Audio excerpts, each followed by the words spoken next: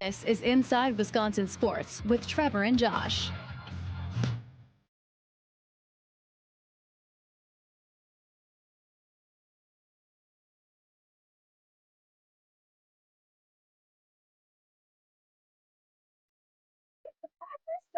I'm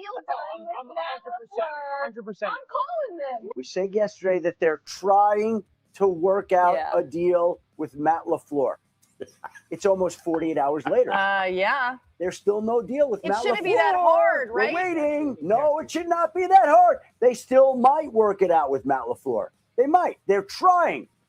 But it shouldn't be a difficult deal to do. We could do the numbers right now, crunch the math, and come up with a deal to get it done. And it's ticking, and there are more openings. I don't know one great player or one great coach that organizations don't get their deals done unless it's something going on beyond getting the deal done. When you look at the results and you look at what he's done, like you said, this should have been very easy to get Matt LaFleur done. It's Thursday. I know of no deal. Do you, Josh? I don't. And so we wait, per that TikTok from our friends at ESPN, Adam Schefter among them, reporting that they're working on a deal over at 1265 Lombardi Avenue. And we wait for any type of announcement about the future of head coach Matt LaFleur and the Green Bay Packers. What's up, Wisconsin? Welcome inside Wisconsin Sports. Trevor Thomas, Josh Albrecht. Hi.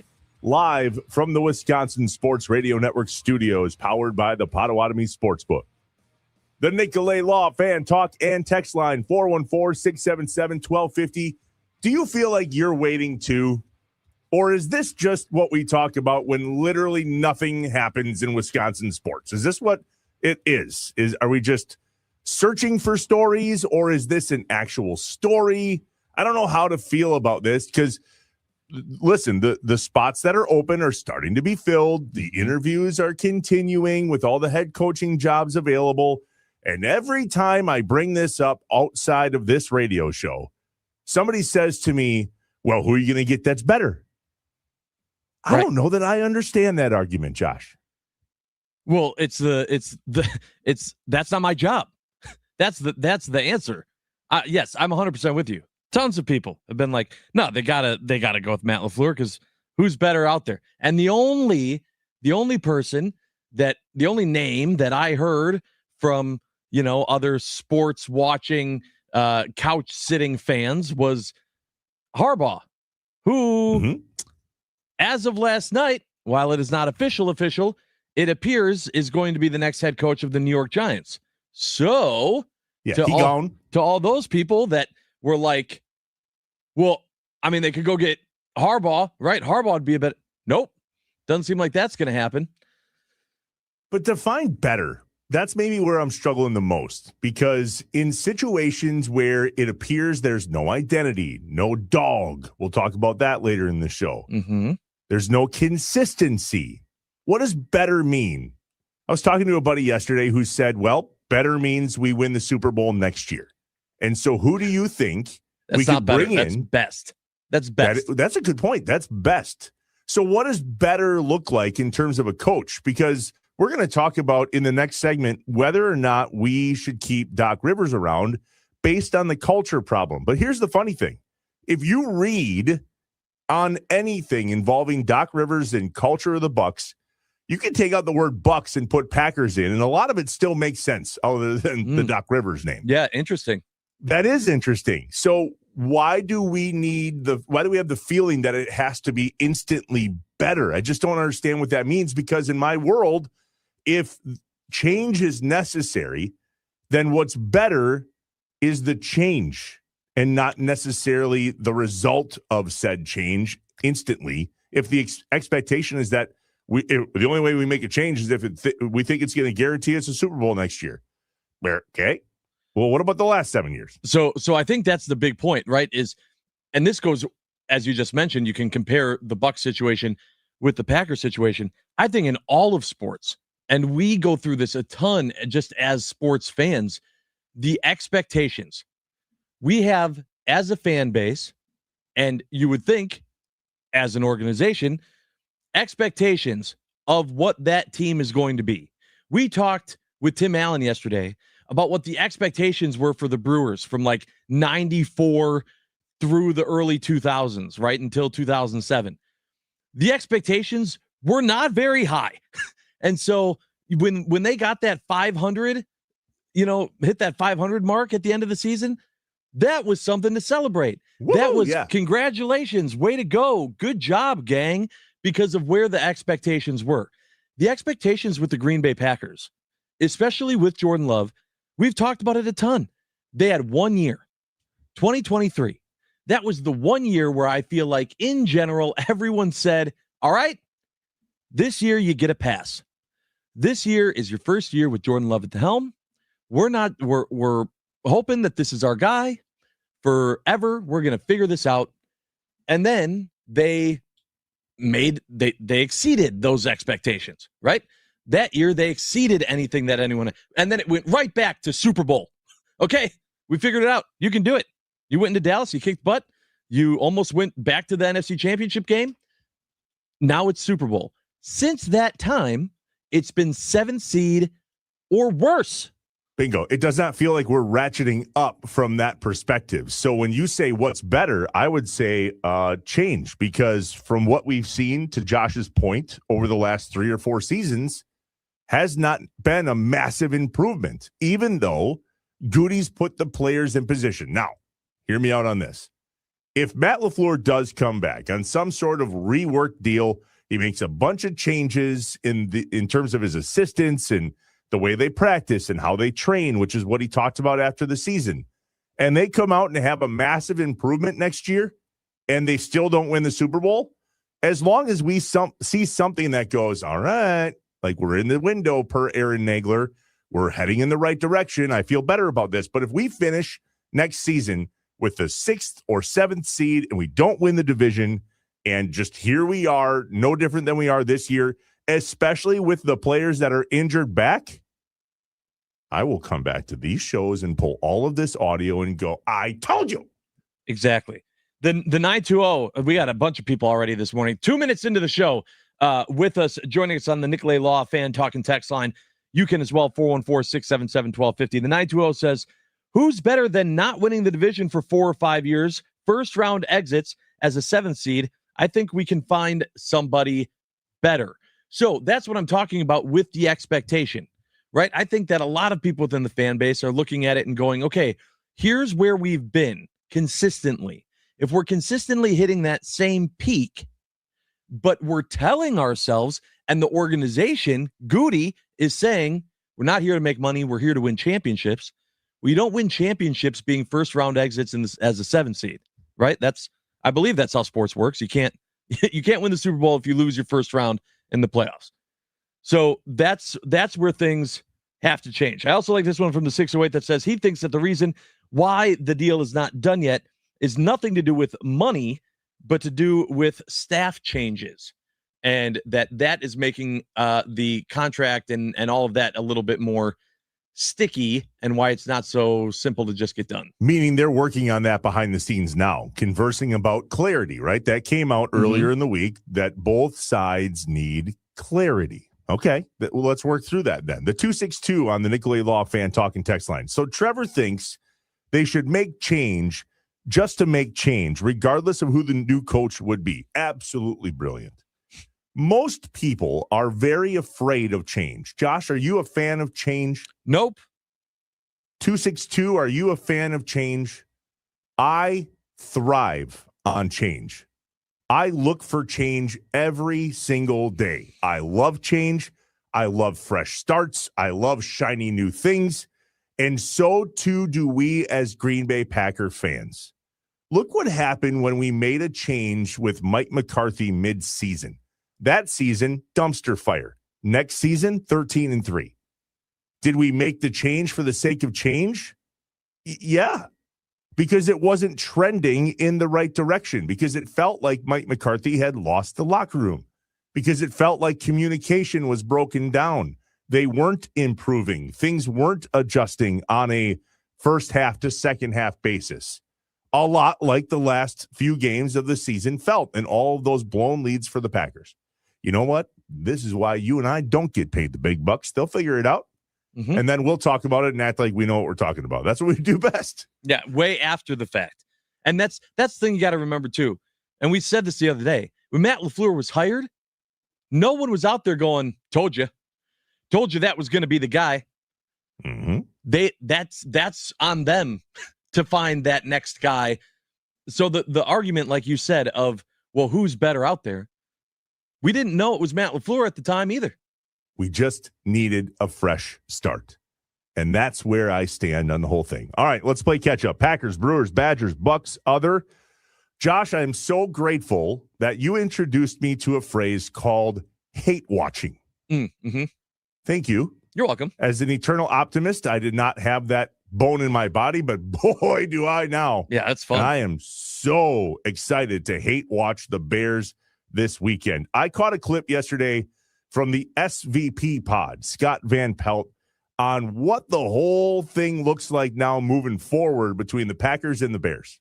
If I'm the Green Bay Packers, what Ben Johnson has effectively done is said, from this point moving forward, me, you. This is what we're doing. You hate us? We'll meet that as long as you're there. We cannot beat you by enough ever. You want to throw out civility and how you're going to act on a handshake for 10 seconds? We can do that too, as long as you're there. And so to be screaming in LaFleur's face as you're doing the blow-by handshake, then screaming F you, whatever else, all I'm saying is, I, as a neutral observer, that's fine by me. But if I'm the Packers, okay, buddy, you've won nothing in your life to be acting like this, but this is what you want to do? You got it. Famously, years ago, Ohio State beat Michigan. Woody Hayes went for 2, up by a lot. Why'd you go for 2? Because they wouldn't let me go for 3. That's my mentality if I'm the Packers. Curb stomp all of them. Yeah. The Packers now, if they've ever had a reason to really hate watch the Bears and go into those games with the dog and the attitude that we've been talking about that's missing in Green Bay, which starts and ends with the head coach, but I digress, then let's go. I want them to lose by 1,000 this weekend. And then listen, fairly decent Christian boy. I wish bad things. I want bad things to happen to the Bears. Wow. Not personally. I want them to be okay humans-wise, but I hope they never build a stadium. I hope they move to Kentucky. Yeah. I don't Kentucky care. would be cool. It's a brilliant thing. And here's the fun part. That's all part of the rivalry. Right? There were, if you were listening to 9 to Noon with Kuhn, Rami, and Brandon, which follows the show, they yesterday, I think even the day before, we're talking about the Ben Johnson stuff, the handshake, the rivalry, and what that did. Was it okay? Was it not okay? We never really touched on that, but I'll tell you, the only thing that I wasn't okay with all of that was the handshake. And I, not even like I was mad about it. I just thought, oh, that was a dumb move if you're Ben Johnson. Like, what an opportunity to come in as the rookie. You're the rookie head coach and just be the bigger man after just kicking someone's ass. Like, you have that opportunity and instead you act like a child. And I'm like, oh, that was dumb. Him being like F the Packers and all of that in the locker room. I didn't care about that at all. With that, you're with your players and you just got a big win against a division rival that's kicked your butt for 2 decades. Like, that I understand. That I'm not. But it's the sequence of events. If they go to this handshake and then he does that in the locker room, now you can make a connection. The whole I like beating Matt LaFleur twice a year, that's normal. That's fodder from the Bears versus the Packers. Remember Lovie Smith when he had his introductory press conference? It was just the same as that. They have to. The Haskells force this upon their coaching staff and their players that we hate the Green Bay Packers. Well, it felt personal, didn't it? It felt like it went beyond that it really was something like Ben Johnson not liking Matt LaFleur, which I was like, even if you don't like him, you're going to see him at the coaches' meetings where they take that photo of all the coaches together.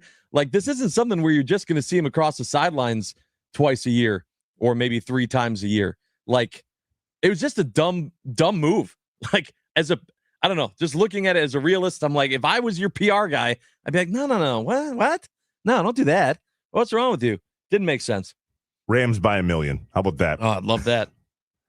We'll get Pat to that Murphy's, more in the most electrifying sound as well.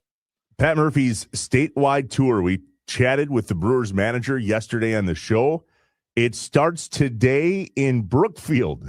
He joked that he doesn't have much to do with the arts in his life, but there he'll be at the Sharon Lynn Wilson Center for the Arts in Brookfield today. And then Saturday heads to the Dells in La Crosse, Sunday in Eau Claire, Monday by our friends up in Wausau, and then Tuesday here in Green Bay at the Epic Event Center. I look forward to seeing Pat here on Tuesday. Myself and my family are going. I'm just excited for all the Brewers conversation. And if you missed last night from 5 to 7 with Tim Allen and Tommy Wirtz and the all-new Hot Stove Weekly every Wednesday from 5 to 7, you done messed up. Mm-hmm. That, for any Brewers fan, is must-listen to radio. Don't make that mistake again. Who in Wisconsin is going to see Pat Murphy? I'm curious. How do we feel about Brewers at this time of the season with the Bucks acting the way they are and college basketball in full swing and the Packers season ending the way it did? How are we processing that literally 3 weeks from now, pitchers and catchers report, and February 21st, just over a month away, is the first spring training game for the Brewers? I'll tell you, it's a light at the end of the tunnel for me. Getting through the cold, getting past this dead time where we don't have high expectations of anything, really, in regards to basketball teams. Yeah, bring on baseball, baby. Badgers are still chilling out after their buzzer beater victory over Minnesota the other day. John Blackwell, I would imagine, it's just, hot tubbing it. Yeah, soak it in, kid. Next game for the Badgers Saturday versus Rutgers, 1 p.m. at the Kohl Center in Madison. The Bucks will have a lot of conversation coming up in the I Have Questions portion of the segment. They play tonight at the Spurs, 8 o'clock. And then next after that is Monday at the Hawks at 1 o'clock.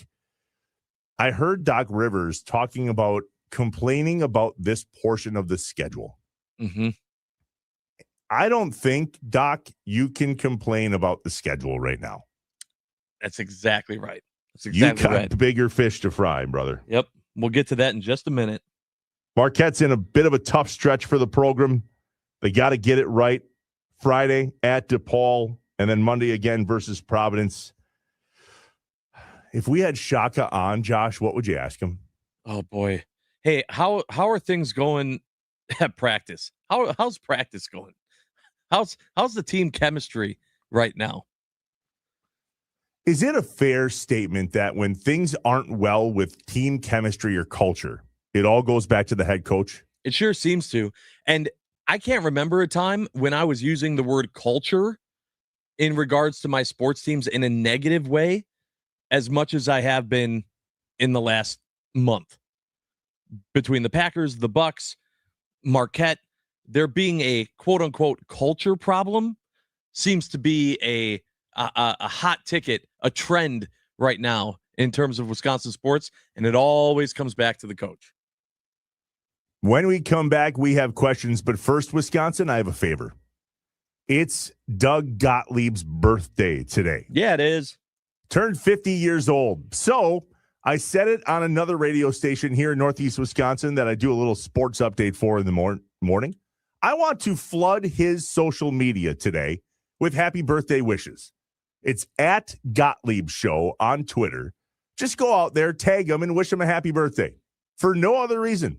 And include your favorite gift. I don't know. I just want to flood his social media today with happy birthday wishes because the Phoenix deserves some attention. I get ripped on for that a little bit on this radio program, that I'm a big Phoenix guy. All Trevor wants to talk about is the Green Bay Phoenix. Wow, that was a perfect impression. Well, that's how I read some of these text messages. That's what it sounds like in my head. Listen, all I'm going to say is wish him a happy birthday. Record a video of you breaking a clipboard for him. Yeah. Let's remind him what that looks like. Yeah. I mean, that bet it seems like he's going to win it handedly. It's a lot easier, too, when they're playing this well. They're at Cleveland State, 6 o'clock tonight. And then Sunday versus Oakland, 1 p.m. at the Crest. You heard Coach yesterday. Let's get out to the Crest Center on Sunday and support the Phoenix.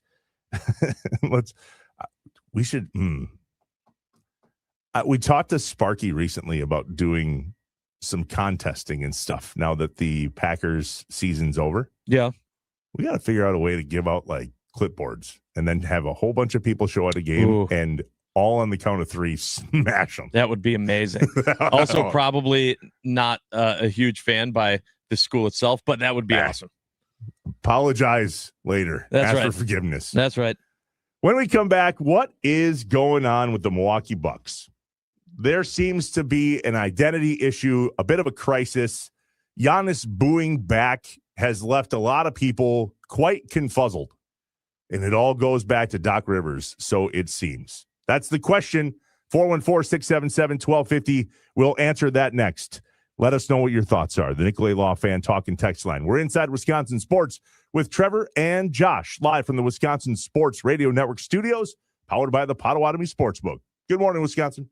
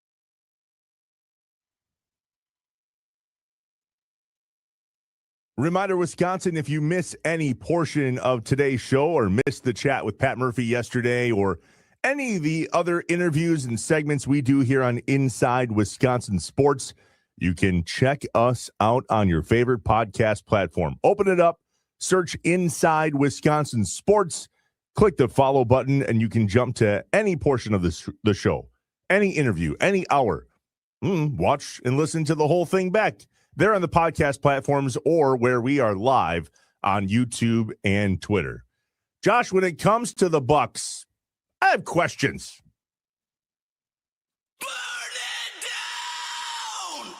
When things just don't add up, Trevor and Josh ask the hard questions or just point out how messed up stuff is. I only have one question. Can you fly this plane and land it? Surely you can't be serious. Do you view this season as a failure? You asked me the same question last year. What's the most important question the Badgers have to answer Saturday? This is a great question. Oh my God, this is a great question. It's time for I Have Questions on Inside Wisconsin Sports with Trevor and Josh. 414-677-1250, the Nicolay Law Fan Talk and Text Line. What is going on with our Milwaukee Bucks? Yesterday, we were kind of in shock, Josh, where did Giannis did he just boot back at the, oh my God. Yeah, it was the answer of, well, things certainly can't get worse, can they? And it's like, never say that because they can. Hold my beer. Mm-hmm. And so much like in Green Bay or much like at Marquette or much like at any other team that seems to have struggles, the conversation goes back to the head coach. But what are the struggles happening in Milwaukee in regard to the culture? What are some of the things that you guys notice that are like, whoa, that's got to change? And the question, I guess, is, does it all start and end with Doc Rivers? No. So in my mind, if I'm answering your question here this morning, there's a huge difference between the culture issue and the problem with the Milwaukee Bucks in comparison to what's happening with a culture issue and the issues in Green Bay.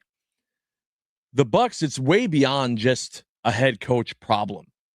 It's not that we believe that the talent around Giannis is really, really good and Doc Rivers just isn't doing it. It's not that we're just worrying about Doc Rivers. It's just we're looking at this whole dumpster fire, literally dumpster fire of what's happening with the Milwaukee Bucks right now. So many different things going wrong. The stuff what with set Giannis, the dumpster on fire to begin with, you think, Josh? Bad play.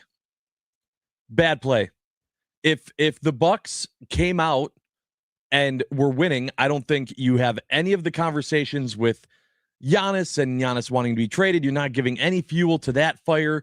And then, the injury to Giannis plays along with that. But it was when Giannis went down, it was exposed that, if Giannis isn't on this team's not good.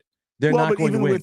Even with Giannis back now, I mean, they're just flat out losing too many games they can't afford to lose. They've been hovering under 500 and are outside of the current East playoff pack, which is an insane thing to say on a team led by Giannis Antetokounmpo. But I think that in my mind, that snowballed. So I don't think it was always that way. I think it started with they were losing, then Giannis got injured, then there was more of the conversation of, does Giannis want to be here? Then this Bucks team wasn't finding ways to win and having to deal with the off-court drama. Doc wasn't doing his job, keeping the team dialed in, trying to prove to anyone, the team, us as fans, anyone, that this Bucks team can do it without Giannis. And it just kept snowballing. Then when Giannis got back, it was literally the whole organization's disheveled. We have no idea what's going on. We're looking at the front office, hearing rumors of them trying to get someone else in here to make Giannis happy, to make the team competitive. That hasn't happened. Meanwhile, Doc Rivers is still coaching the team, and things just, it's literally a plane that's been shot and like going down. It just is getting worse and worse and worse. And that's why I can tell you right now, I don't think that them firing Doc Rivers solves all the issues. Not even close. You're right. We need to trade Giannis. No, I didn't say that. Oh, yeah, that's absolutely what needs to happen with the Milwaukee Bucks team. We have to trade Giannis in order to have a chance to fix this anywhere near the next 3-4 years. Anytime the superstar on a team, whether here in Wisconsin or anywhere else, becomes bigger than the logo on the jersey, I introduced to you Exhibit A as to why a team can't recover from that. So if Doc isn't the problem, and we're watching them play terrible defense, and Giannis is back, and they're still losing, they still don't have much of a team identity. They start getting blown out by teams like the T-Wolves, and now the vibe is, well, if you boo me, I boo back. The Bucks have always, since Giannis took over, it has always been Giannis's Bucks. It is that has been the narrative, that has been everything, including when you still had Drew Holiday and Middleton. It was hey, Giannis and this team might be able to actually get it done. It wasn't the Bucks have a good chance this year. The way we started the conversation, though, was it's not Doc's fault. I think we could argue that it is Doc's fault, but if it's not Doc's fault, then it's Giannis's fault. If this is Giannis's team, and this is Giannis's responsibility to have this team have a team identity and have this team play to their expectations and their caliber on the court, to play the defense, to have some passion and identity, and they're not, well, if it's not Doc Rivers, bad news, it's Giannis. So the fact that Doc Rivers still has a job, to me, is still more crazy than the fact that Rich Bisaccia has a job. And that's saying something. Doc Rivers absolutely should not be the head coach of the Milwaukee Bucks anymore. I mean, it is insane and it is crazy that that's still the case. Doc Rivers is absolutely part of the problem. My point is that getting rid of Doc Rivers does not fully solve the problem. Getting rid of Giannis creates more problems. Getting rid of Giannis does not solve the problem. If we get rid of Giannis and we still have Doc Rivers, you're saying, the problem was just Giannis. Doc is fine. Is that what you're saying? Because if not, I'd like to show you the last, the games 5 through 15 when Giannis was out. No, I'm saying if the way we started the conversation is Doc the problem? If Doc isn't the problem, even though we think he should move on from the Bucks and have a fresh start, where have you heard that? Then Giannis is the problem. And we saw, listen, when you have a guy like Giannis boo back like he did, the vibe is getting loud. The T-Wolves game was a perfect snapshot.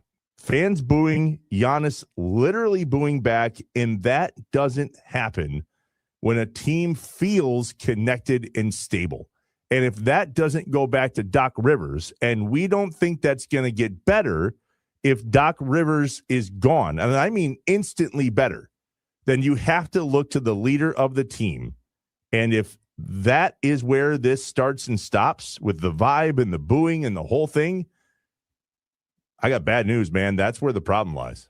No, I think it starts in the front office. I'm wondering what ownership is doing that they're keeping, that they haven't let Doc go. I'm not following that, Josh. If you think Doc needs to go, but don't think Doc's the problem. No, I didn't say he's not the problem. I said he's not 100% of the problem. If they get rid of Doc, it doesn't change the fact that they still need better players around Giannis. It doesn't change the fact that they still need to find a way to ship out Bobby and clear some of these people and maybe move Kuzma. They're trying to put packages together, but the front office hasn't done it yet. They haven't made moves. They haven't gotten rid of Doc. The front office has been all talk and then hasn't done anything. That's my point. Doc is absolutely the problem. He's just not the only problem. Do you think Giannis is any part of the problem? Yeah. But it's nowhere close to the rest of the problems. But why is Giannis part of the problem? Because Giannis can't accept the fact that the team's going to have a down year once in a while. I think that Giannis still has to work with the organization in realizing, hey, bud, this one might not be it, but we can trade some guys. We can get rid of the coach. We can have a fresh start. We can take a year. It's difficult for any organization in any sport to be competitive for a championship every single year forever. You have to have it. You can't keep trading away everything forever. There needs to be a down year once in a while. And so that's the one key to me, is that this competitive nature of Giannis saying, I want to be here unless the Bucks are bad. It's like, well, there might be a year the Bucks are bad. That doesn't mean that everything changes. It's just there might be a year. My point is it goes way beyond that with this Haslam group now, with Peter Fagan saying goodbye and him leaving, and there being more changes. And yet the stuff that all of us in the fan base look at, which when we say fan base, that's the culture, right? The people not putting their Bucks gear away, not wanting to wear that Bucks t-shirt to work. No, I think the culture causes that. That's not the culture. The fan base isn't the culture of the team. If people are putting away their Bucks stuff, that's the team's culture issue, not the fans. Well, but what I'm saying is that they work hand in hand. Like they absolutely, the fan base is a reflection of what the organization is doing and the changes that the organization is going through. I'm telling you, Peter Fagan leaving was a bigger deal than I think a lot of people realize. I certainly think that was a tip of the hand. Him making the decision to leave and then having a Haslam guy come in and take over in his spot, I didn't like that. The fact that the ownership has yet to get rid of Doc Rivers, I don't like that. The fact that we've been talking about how we can move on from Bobby Portis for 3 years and haven't, I don't like that. There's a lot of stuff going on with this Bucks team, and that's why I said it's not as simple as the way that you look at things with the Green Bay Packers of you get rid of Matt LaFleur and the Packers are right back. That's not the case with the Bucks. The Bucks need to get rid of Doc Rivers. It's not a want, it's a need. It needed to have already happened. But things have gotten so bad within the Bucks organization that while it needs to happen, there's more that still needs to happen. The Nicolay Law Fan Talking text line, 414-677-1250. There's some good ones from you guys out there. We appreciate you chiming in. The 262 says, the Haslam effect. It was over for the Bucks on April 14th, 2023, when that group bought the majority stake in the team. Hard to argue that at this point. 262 says it's the Milwaukee Giannis's. He just allows them to use the old Bucks name because he's such a humble guy. No. Josh, I'm telling you, the fan base is turning on Giannis, and he brought it on himself. Oh, absolutely they have. And that's what I was stunned. I was stunned when they did that when the Windhorse, and Shams reports first came in. I went, wait a minute, why is this time different? The fan base absolutely is changing, and personally I hate it. I love this one. I think this is Amy in the 262 that said, can the Bucks not afford to bring anyone in? Who wouldn't want to play with Giannis? I don't get it. Yeah, they can't. That's exactly it. They've traded away every pick until I die. I can't even tell you the next time the Bucks have a Why first round do they do pick. that, though? Why do they do that? To try to stay competitive in this window with Giannis. Because of Giannis. But because they have Giannis. It's not working. Because it can't work for 13 years straight. You can't continue to trade away pieces. Eventually, you run out of tradable pieces. You don't. You have one. Yeah. You have a big piece to trade and could get a lot in return. I just think we need to take the blinders off with Giannis. The same thing happened at the end of nailed the mic. My bad. The same thing happened at the end of Brett Favre's career here in Green Bay, at the end of Aaron Rodgers here in Green Bay. We have to take the blinders off and stop treating an individual bigger than the organization. It never works. It didn't work for Tom. Well, it kind of worked for Tom Brady when he went to the new place, but it didn't work for any of the all-stars, the superstars that you see move on from the team that they started with. It's inevitable. We just have to cut the cord. One thing I didn't see coming, Josh, did you see that Giannis has a new agent? No. It's Paul Heyman. Okay. Dude's turning heel. Yeah, I told you he's in his villain arc right now. Yeah, absolutely. And I'm here for it. I'm absolutely here for it. I can't decide if you're a Bucks fan or a Giannis fan. I already told you I'm a Giannis fan.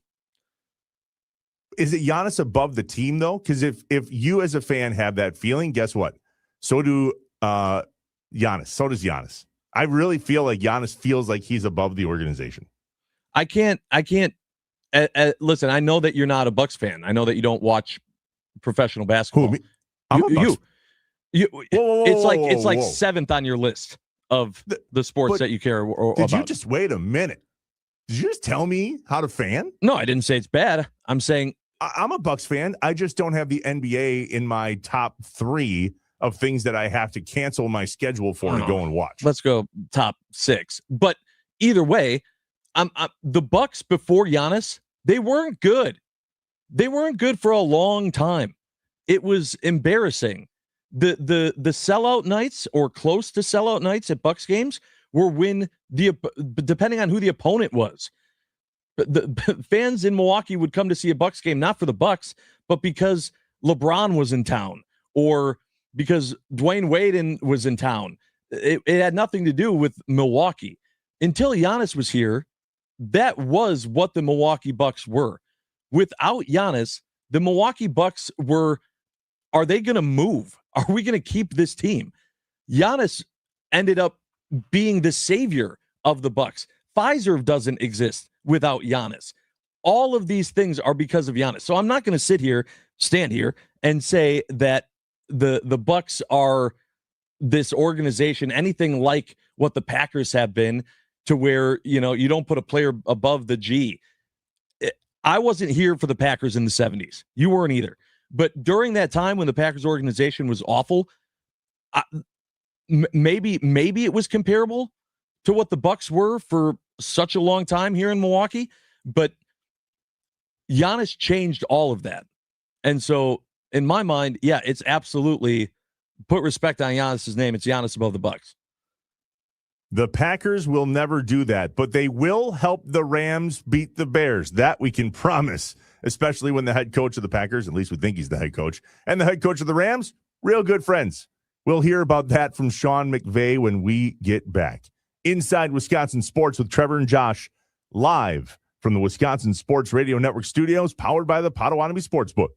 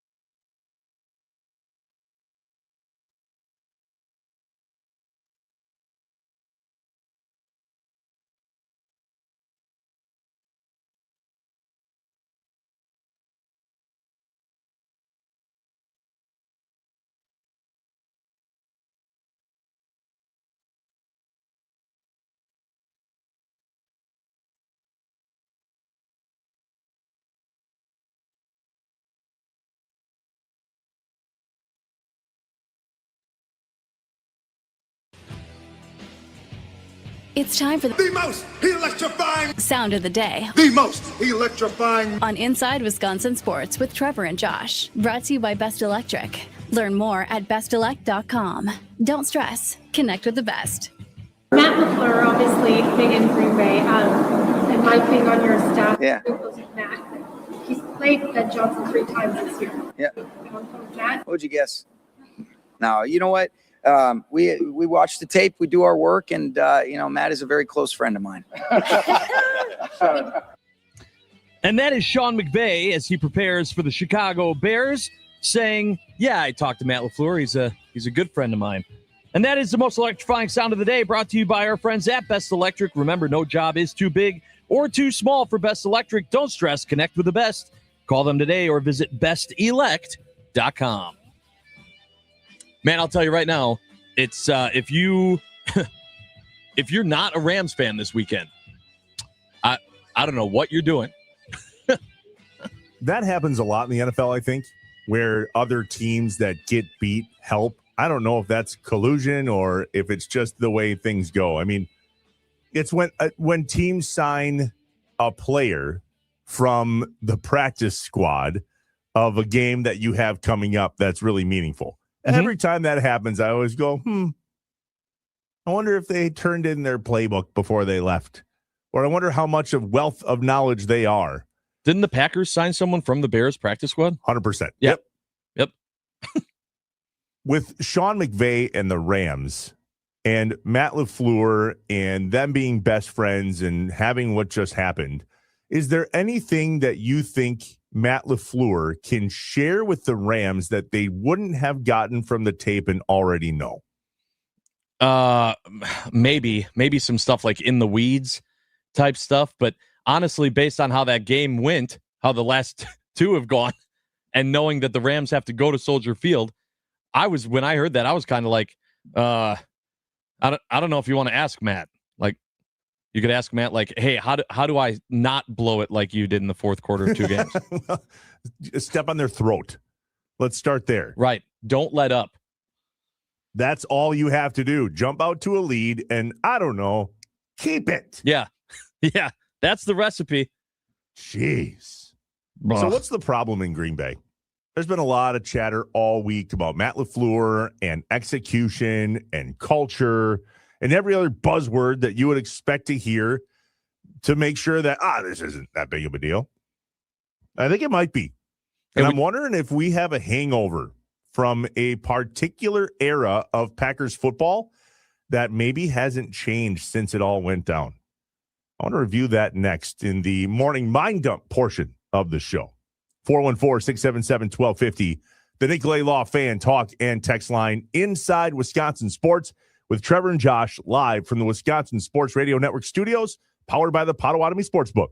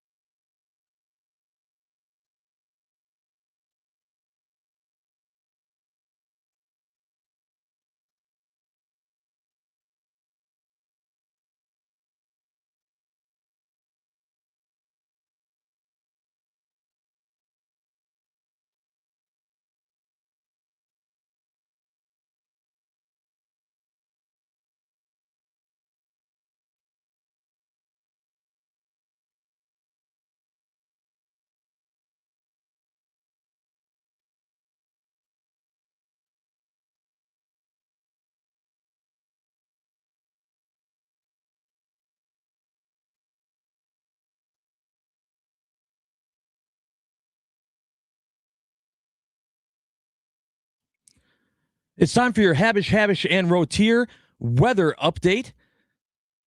Today is going to have a high of 23. It's going to be cold out there, and it is currently 15 degrees here in Milwaukee. And that is your Habish, and Rotier fan weather forecast.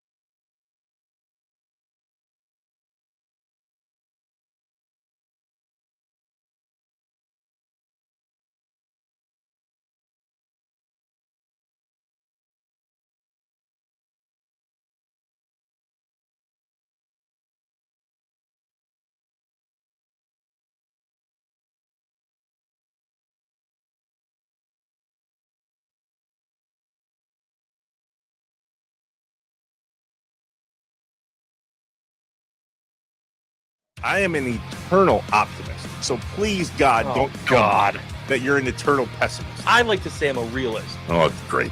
We're going to get along great. This is going to be great. This is Inside Wisconsin Sports with Trevor and Josh.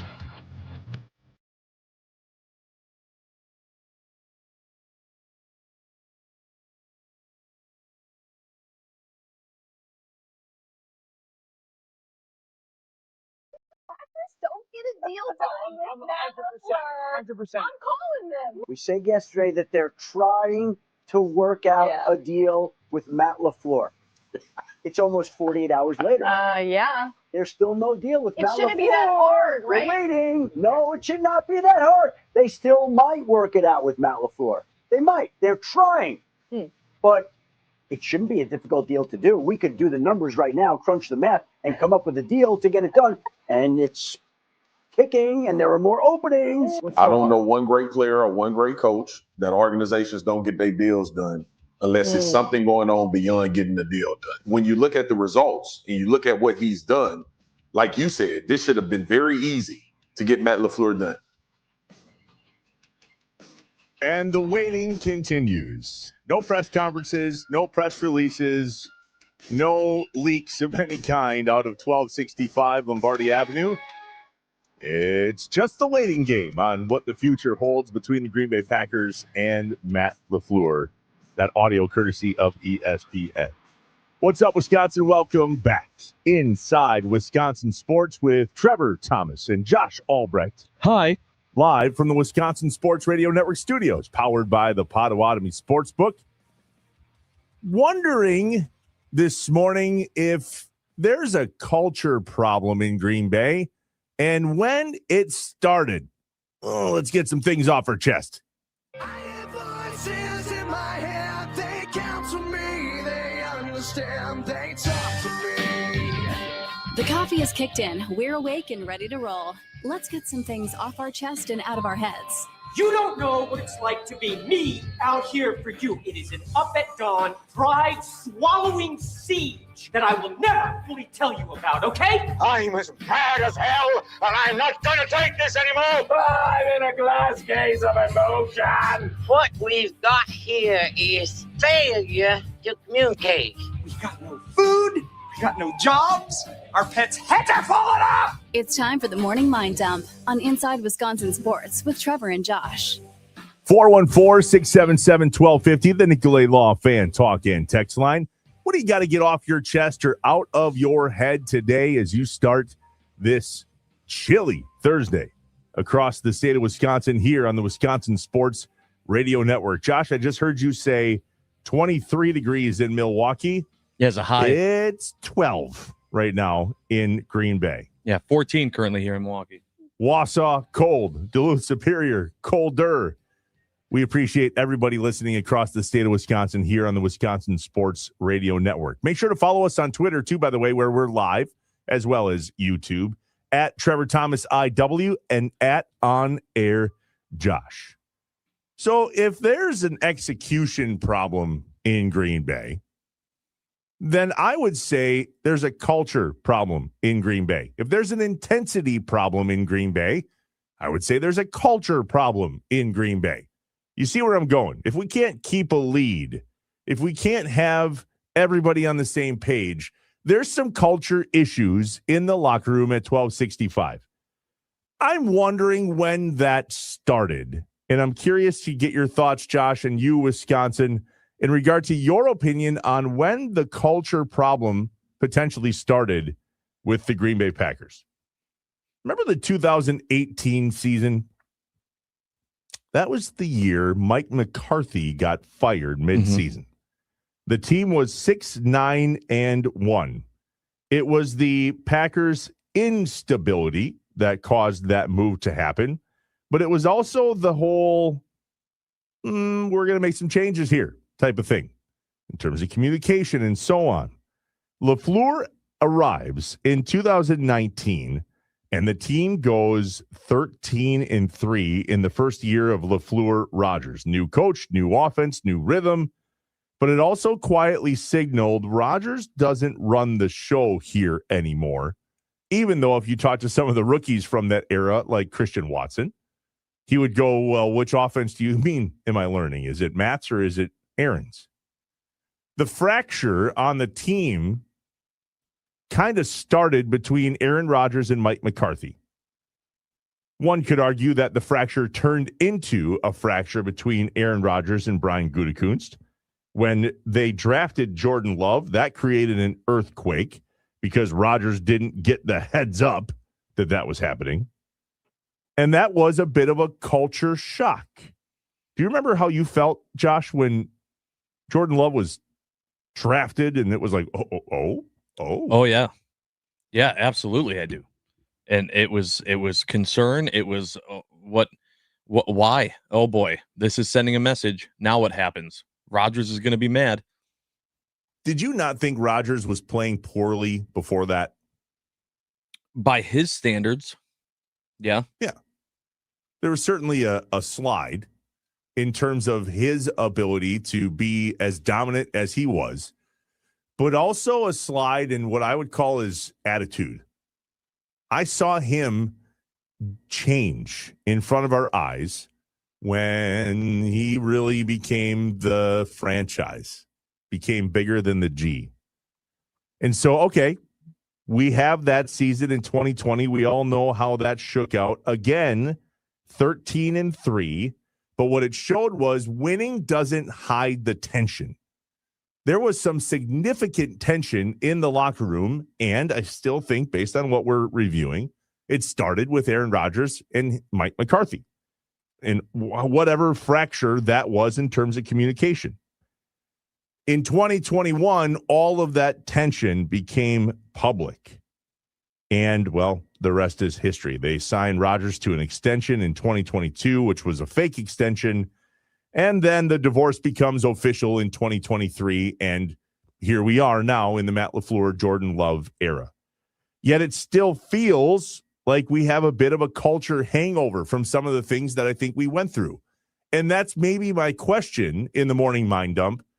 If there is a culture problem, can you put a thumb on when it started? Was it the McCarthy era collapse and Aaron Rodgers and the lack of communication, and ultimately when the reset began, when LaFleur arrived? Was the culture problem ingrained in the organization under Aaron Rodgers and Matt LaFleur when they had the 3 seasons together? They did. Is the culture problem when Rodgers moved on and Jordan Love moved in? And that first year with Jordan Love, they went 9-8. And all of a sudden, everybody was like, see, told you. It had nothing to do with Aaron Rodgers. He wasn't the problem. Although you could argue that that year in 2023 was a bit of an identity reboot. Then we go 11-6, rising, and then this year ends the way it did at 9-7-1. But it feels like we're stuck. And I'm not sure if that's a Matt LaFleur problem. I'm not sure if that's a Jordan Love problem or a GM problem or an Aaron Rodgers problem. I'm just wondering where the problem lies, and more importantly, when did it start? So I think this is very interesting. And apparently the word of the day today is culture. Culture is the word of the day. Because we just got done talking about, and I have questions about the Bucks and their culture problem. And you had asked about similarities. And I had said they're different. And a lot of people on the Nicolay Law talk and text line, by the way, appreciate everyone chiming in, agreeing with me on the importance of Giannis and him being there. But I thought this one specifically was really good. 414 said, Josh, amen. You just spoke the truth regarding Giannis. Same goes with Brett Favre of the Packers. I survived the 70s and 80s Packers, and thank God for Brett Favre, just like thank God for Giannis.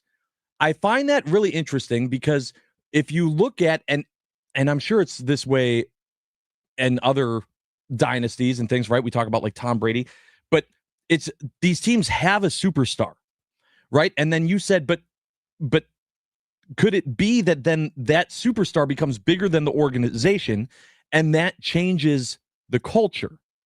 And so I don't know if it's a give or take situation. You could not have that superstar. And then what's the culture? Then what's the organization look like? What do the Packers look like if they never got Aaron Rodgers? If they don't have Aaron Rodgers be the leader of the Green Bay Packers for as long as they did? All of those what ifs can exist. But I think it's interesting to look at you saying the Bucks need to move on from Giannis and everything that's happening with the culture there. However, the Packers moved on from Rodgers, right? The Packers said we're done. They wanted to be done with him even a couple years earlier.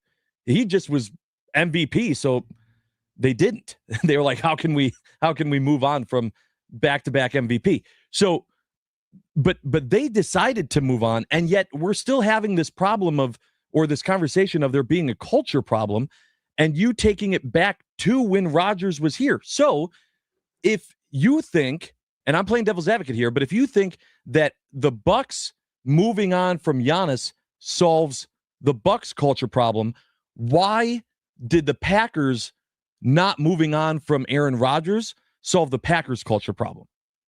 Because I think the culture was that fractured when the superstar made himself bigger than the team. And that takes time to recover. There are still players that are playing for the Green Bay Packers that played with Aaron Rodgers. The head coach of the Green Bay Packers was the head coach under Aaron Rodgers after Rodgers single-handedly made a change at the head coaching position. Rodgers fractured that locker room under Mike McCarthy. I'm wondering if that's when it started and why we haven't been able to recover from it, if indeed that's when it started. But my question was, do you agree if that's where it started? The idea of Giannis being a culture killer right now in Milwaukee is very much in our face. But in regard to the Green Bay Packers, why haven't we been able to recover from whenever the culture fracture happened in the locker room? I'm not blaming Aaron Rodgers. I'm saying the franchise went through some stuff when Aaron Rodgers was here, when they drafted Jordan Love, and upon Aaron Rodgers' exit. See, I disagree with you. And I don't think that was the time. The same way I don't think that Giannis is a culture killer, I don't think that it was Aaron Rodgers that changed the culture either. You have superstars, Hall of Fame athletes. You are lucky enough to be able to watch Hall of Fame athletes wear the uniform of your team. And they do it for more than a year. They do it for the majority of their career. That is not something, especially in Wisconsin sports, that we always get, right? We've gotten that with Brett Favre, Aaron Rodgers, Giannis. You could maybe make an argument for Yelich, but that's about it. It's not the easiest thing to be able to secure that. It's just that in that time, it wasn't a bunch of championships. Giannis hasn't won 4 championships. Aaron Rodgers only got 1. They both only got 1. And so I think that it's more than just the athlete. It's not on Aaron Rodgers. It's not on Giannis why these culture issues exist. It's these organizations look at it like there's a window, right? You talk about Aaron Nagler talking about there's this window. They're just entering this window, right? We played that audio yesterday if you missed it. The organization had a window with Aaron Rodgers. They only got there one time, but they kept putting as much as they could in to try to keep getting there because they knew they had Aaron Rodgers. Nothing lasts forever. I think that it just, if you're continuously pushing your chips in on, eventually you run out of chips, and then no matter what, you have to rebuild. And I think that just looks goofy to us because we're so used to a decade of success. And so I think that's the big difference in culture and what's going on, because you don't see that with the Brewers. Do you feel that way with the Brewers? No. But the Brewers have been consistently falling short of the promised land. They haven't gotten there. They didn't get there one time and then have us go, well, we got a World Series. We have these guys. Why can't we get back? Because we haven't gotten there yet.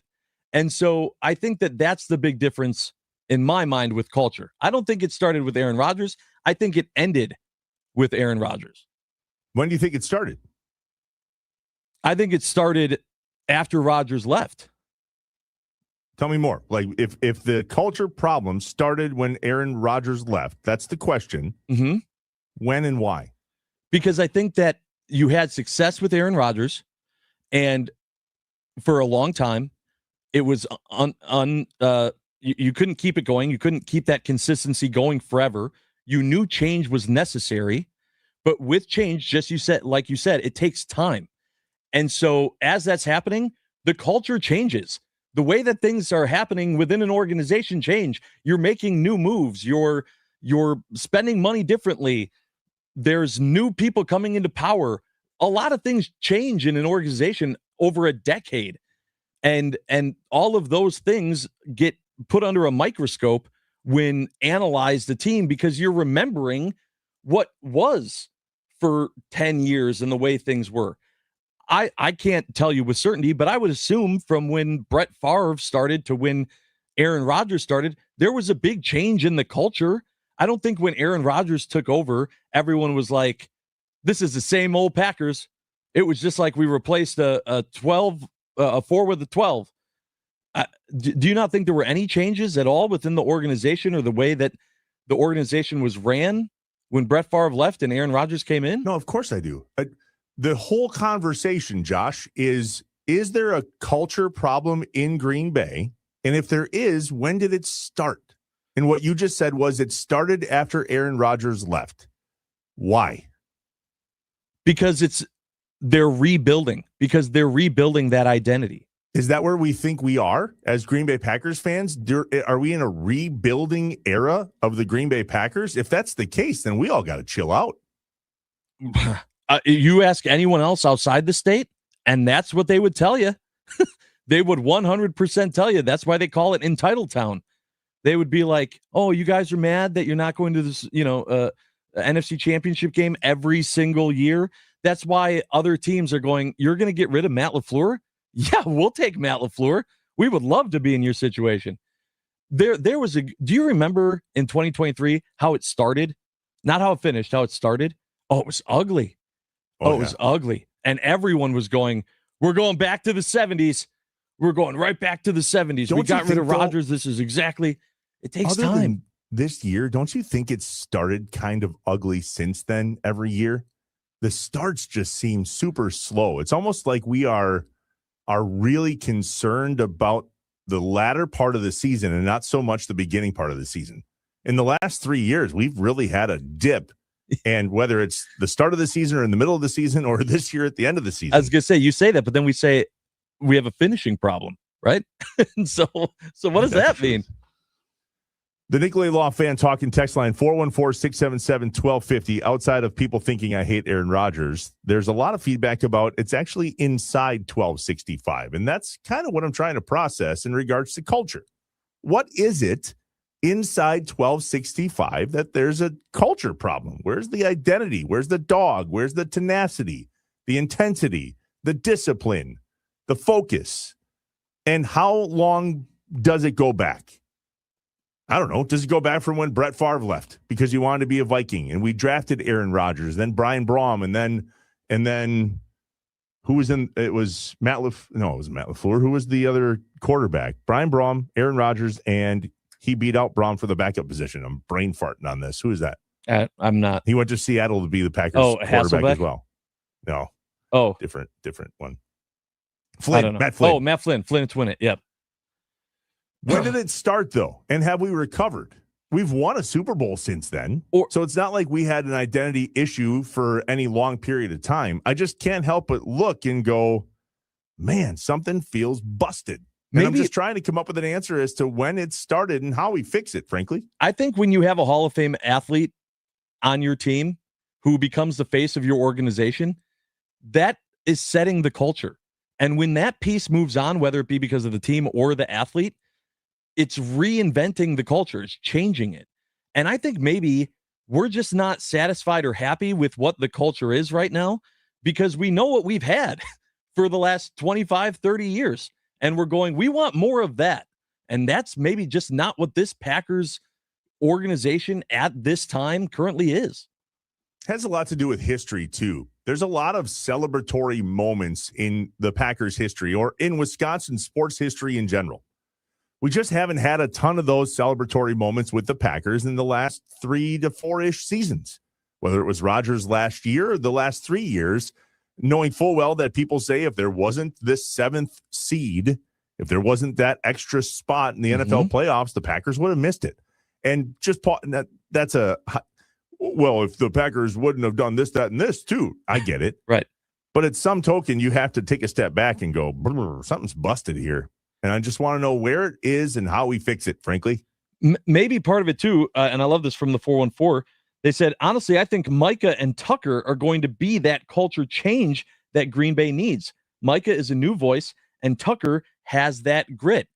Yeah, that's a good point. What was the culture before Reggie came in, right? Did he change things? Like maybe you just need that type of player, and maybe we're just so used to that being the quarterback, and we all assumed that Jordan Love was going to be that dog, that change, that next person, and maybe he's a good quarterback, and that's just not he's not the culture in the way that Brett Favre and Aaron Rodgers were.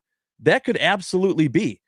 I love the optimism from the 414 on that. Absolutely, it could be, and maybe it's just us getting used to it. The 262. What is the deal with Trevor's hate for all superstars that are currently playing or that have played in Wisconsin? Yeah, why do you hate all of our Hall of Fame athletes? Terrible. Screw them all. No, I just don't like it when a player puts themselves above the team. And it's so obvious when it happens. It's so obvious. That's why I actually really enjoy this Packers team right now, because they all do feel like they're on a level playing field. But ego. Yet you say that there's a culture problem. That's what I'm saying. Right. You say that you like this team right now, but also that the Packers have a culture problem. How can it be both? How can it be both? The head coach, that's how. That's how. So then it's not Aaron Rodgers. It's Matt LaFleur. I think it's Matt LaFleur. Okay. I don't hear that? I didn't say it was. You hear that, Wisconsin Sports Rodgers. Radio Network? Everyone that's texting in saying that Trevor just hates Aaron Rodgers. He's not saying it's Aaron Rodgers. He's saying it's Matt LaFleur. Yeah, I definitely didn't come out and say I think Aaron Rodgers was the problem and or the culture killer. I just happened to go back to that position going, all right, this is when it kind of started to unwrinkle, but it didn't get better when Aaron Rodgers left. If anything, it got worse. And so what was the conversation between a guy like Goody and a guy like Matt LaFleur and a guy like Aaron Rodgers, and then Jordan Love comes in? There's just something there that's swirling that nobody's talking about. Because it's all behind closed doors over at 1265. I have an idea on why that exists at 1265. Why the culture is what it is. I don't think it's Matt LaFleur. And I'll tell you what it is when we talk about if the Packers have that dog in them at 8:20. Give me a hint now, would you? That's an hour from now. Hashtag winning. Doesn't that come back to the head coach? What, winning? Yeah. No, I mean that in the way of the Packers have won a lot. That's the problem? That's my theory. Interesting. Entitled town. When we come back, let's talk more about winning. There's been a lot of really amazing moments in Wisconsin sports history where these games end in absolute epic fashion. Our question to you, what's your favorite epic end to a sports team here in Wisconsin? Is it a Badger buzzer beater like we had the other night? Is it a walk-off home run or a walk-off hit from the Milwaukee Brewers? From a Packers perspective, is it an OT touchdown that ends the game or a Hail Mary like we had in Detroit? Is it a final field goal from the foot of Mason Crosby, or is it maybe a shootout in hockey? What do you love to celebrate the most when it comes to the ending of some of the most epic games in Wisconsin sports history? What's your favorite? Is it a particular moment, or is it a particular play that you absolutely love? 414-677-1250, the Nicolay Law Fan Talk and Text Line. Let's answer that and play you some fun audio when we get back. Inside Wisconsin Sports with Trevor and Josh, live from the Wisconsin Sports Radio Network studios, powered by the Potawatomi Sportsbook.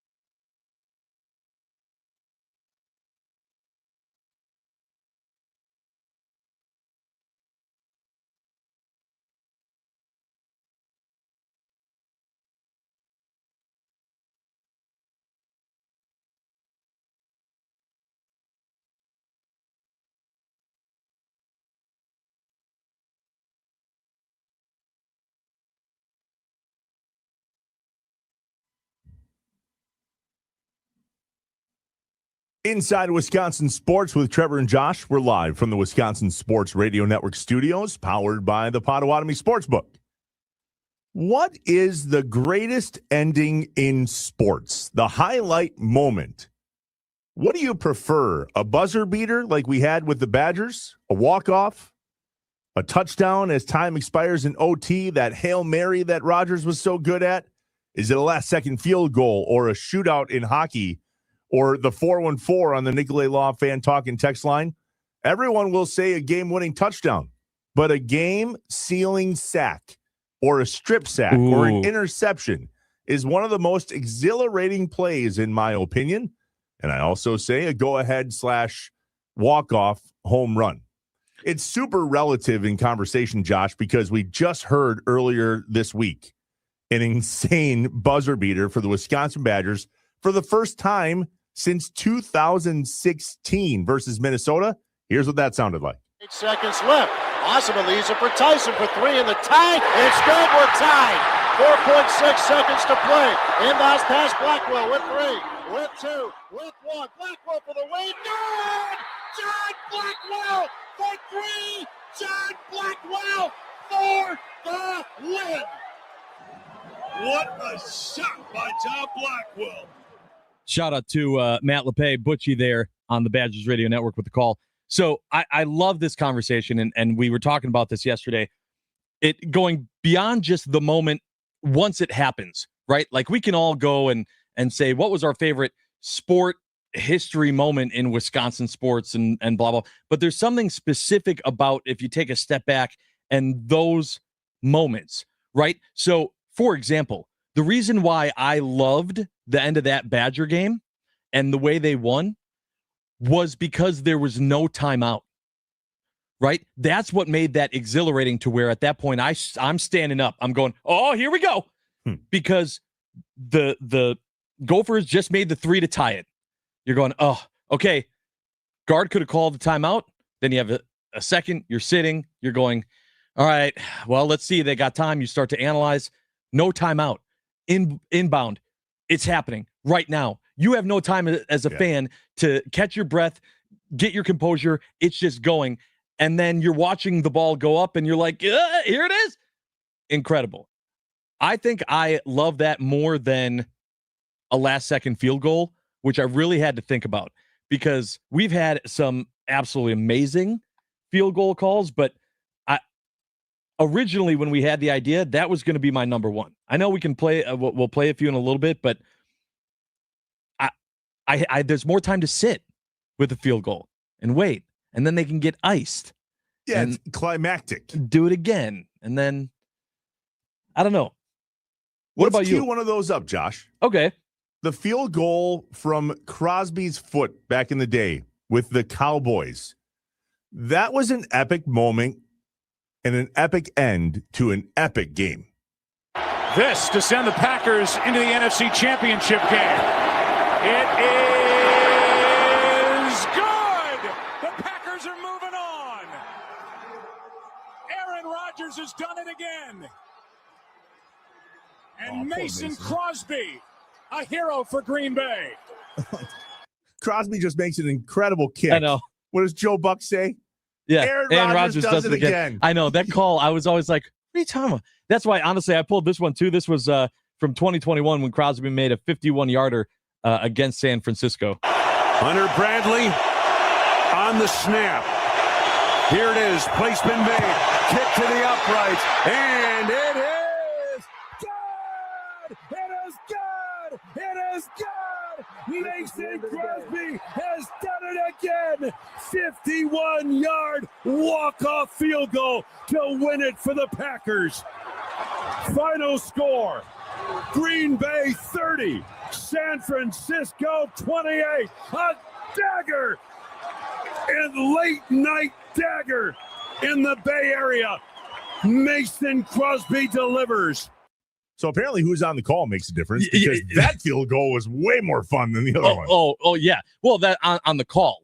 But when you were there in that moment, I think there's also something about if you lose the game if it doesn't happen, right? So, like, if it's a tie and you have a chance to win in comparison to it has to happen or you lose, I think that extra juice to the drama might add a little something too. There's a lot of people texted in. The Nicolay Law Fan Talking text line, 414-677-1250. What is your favorite ending in sports? The climactic ending that we all can picture, our favorite moment or two. We've played some already. We have more to share with you. Let's go to the text line, 414-677-1250. Here, the 414 says, nothing beats a March Madness buzzer beater. It is hard to argue that. Super hard to argue. Especially if you're in a sports bar during March Madness and it's full and the Badgers or the Marquette Golden Eagles are playing and that moment happens, clear my schedule. Yeah, I'm watching that on repeat for the next week. The 262 says, a Hail Mary might be mine. It's just so improbable. It certainly doesn't happen very often. Yeah. And I mean, obviously in Green Bay, well, I mean, it happened in Detroit. We had one of the best Hail Marys in history. Rodgers in trouble. It's going to get there. He turned 32 yesterday. Does he have a vintage moment in him? In the end zone, it is caught for the win. Richard Rodgers with a walk-off touchdown. A game ender for the Packers. I mean, pretty epic. Yeah, pretty darn good. And what I love is that that's the last play of the game. I know he did it in Arizona, but I feel like that play extended that game. Whereas this one, it was do or die. Catch that ball, we win. Don't catch it, we lose. Annie, I'll take a walk-off home run or a pick six for a touchdown any day of the week. Jason in the 920, toss up for me, walk-off or a buzzer beater. For me, it's the walk-off in baseball. I think the reason I love it is because it builds up to that moment. If it's a walk-off for the Brewers, specifically at home, right, which is when they would walk off in the bottom of the ninth, is the build-up moment to that. They go in down one or down two or tied, and you can see it coming. And sometimes there's two outs. Sometimes it's a single from a guy like T. Plush that ends the game. 2-2. Morgan, base hit up the middle. Gomez is going to be waved around. The throw to the plate. Not in time, and the Brewers advance to the National League Championship Series. Okay, here's a hot take. I prefer a walk-off hit with a play at the plate than a walk-off home run. Oh, interesting. Because I think that like a walk-off home run, which are very exciting, like we saw from Yelich this year. Fly ball to deep right. It is way back and out of here. First career walk-off home run for Yelich. And it is grand. But when you remember that T. Plush hit, that, I mean, just epic moment in Brewers history. Did that have more to do with the NLDS and the playoffs in 2011 and the whole thing? Well, sure. Or was it the play? Sure, it had juice, but it was because of the playoff implication. But also, I think the fact that the play wasn't done once the ball hit the ground, right? Like if it's a walk-off home run, as the ball's traveling through the air, you're already celebrating. When it's a walk-off hit and there's a throw at the plate, you're still... It's going to be a play at home. Like you're still watching it. You're like, yes, base hit. Come on. Throws off. Let's go. Like you get the whole thing. What screwed that up for me, though, was this whole review system.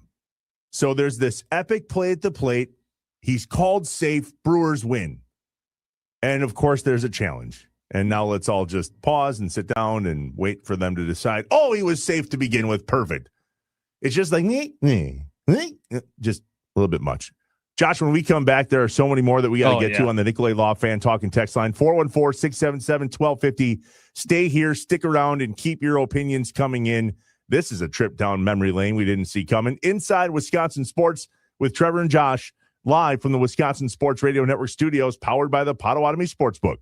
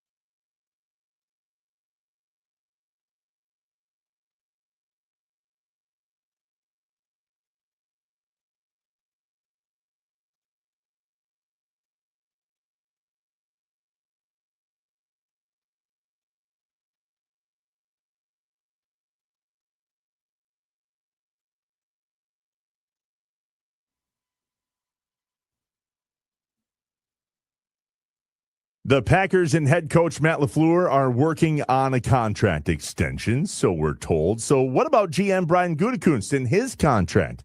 Find out what Pete Doherty has to say of the Green Bay Press-Gazette when he joins 9 to noon with former Packers fullback John Kuhn this morning at 10 here on the Wisconsin Sports Radio Network. We're live from the Wisconsin Sports Radio Network studios, powered by the Potawatomi Sportsbook inside Wisconsin Sports, with Trevor and Josh, reviewing what you believe is the most exciting moment in sports here in Wisconsin. Is it the buzzer beater that we played from the Badgers Radio Network and John Blackwell the other night in Minnesota?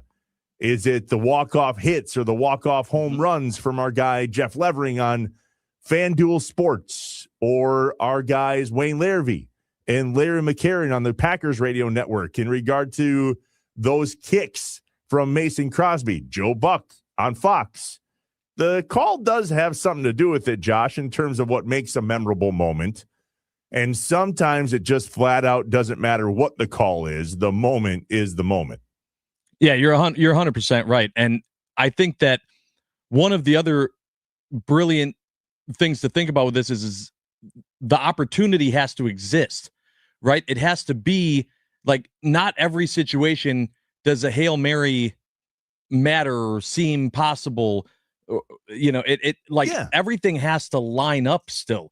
A game-winning kick, there still needs to be something to get there, right?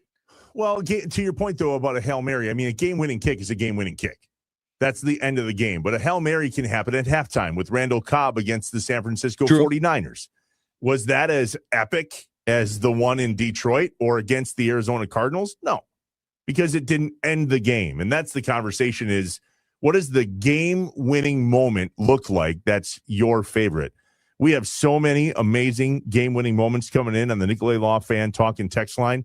Josh, you were able to grab another one.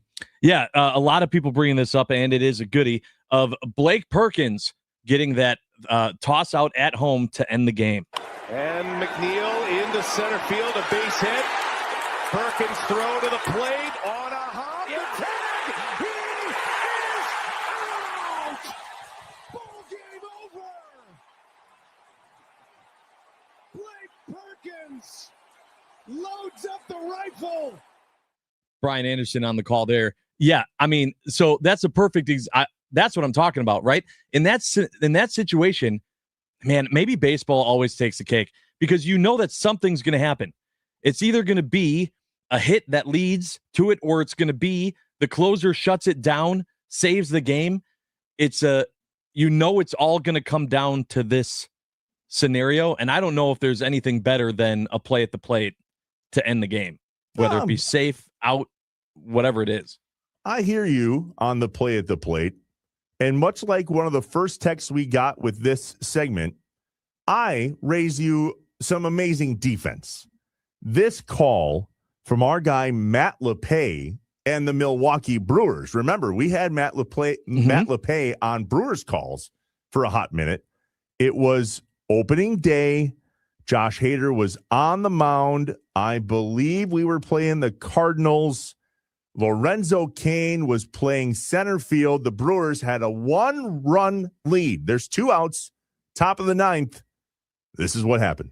The Cardinals, and there's a fly ball back in the deep right center field.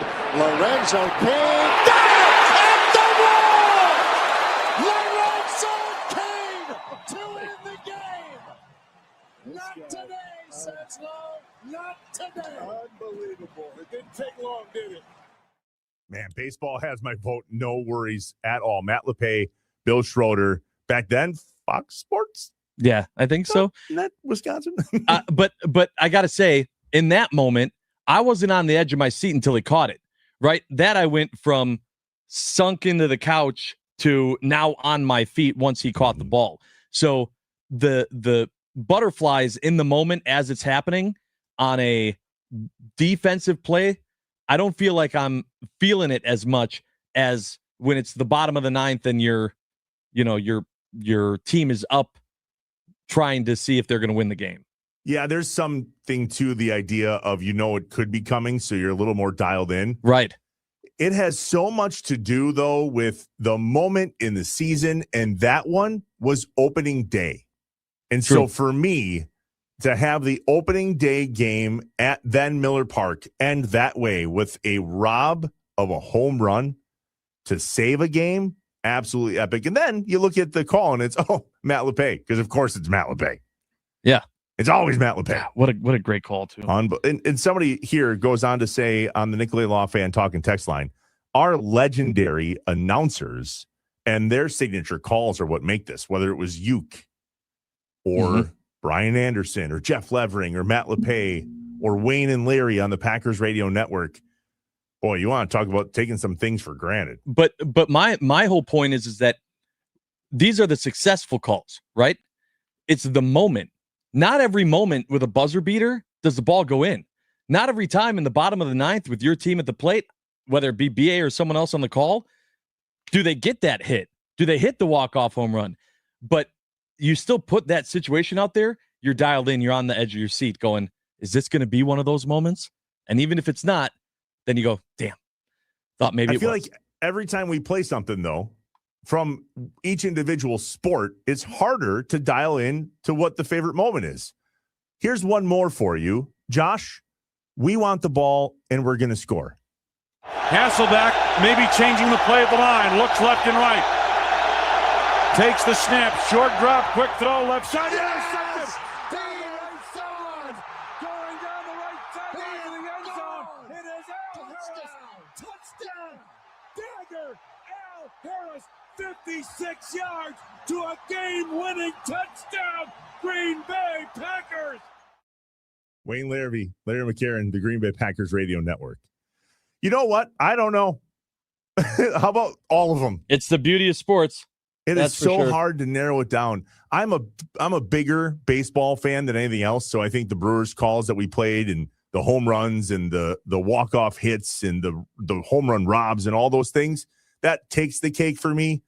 Probably Bob Uecker's fault over the years. Sure. There was nothing like a walk-off, hey, get up, get out of here, gone. Yeah. I absolutely think it's baseball, and I think it's baseball because you can have baseball regardless of what side of the ball you're on. Either you got your hands on your head going, oh, come on defense, or you're going, come on, we just need one swing on offense. Baseball wins for me. Baseball wins for me too, but the Packers are a close second. Buzzer beaters in basketball, especially with Matt LePay, a close third. But let's be real, we're splitting hairs here. Those epic moments in Wisconsin sports are plain epic, and that's why we love it. Inside Wisconsin Sports with Trevor and Josh. When we come back, let's talk Packers with Bill Huber.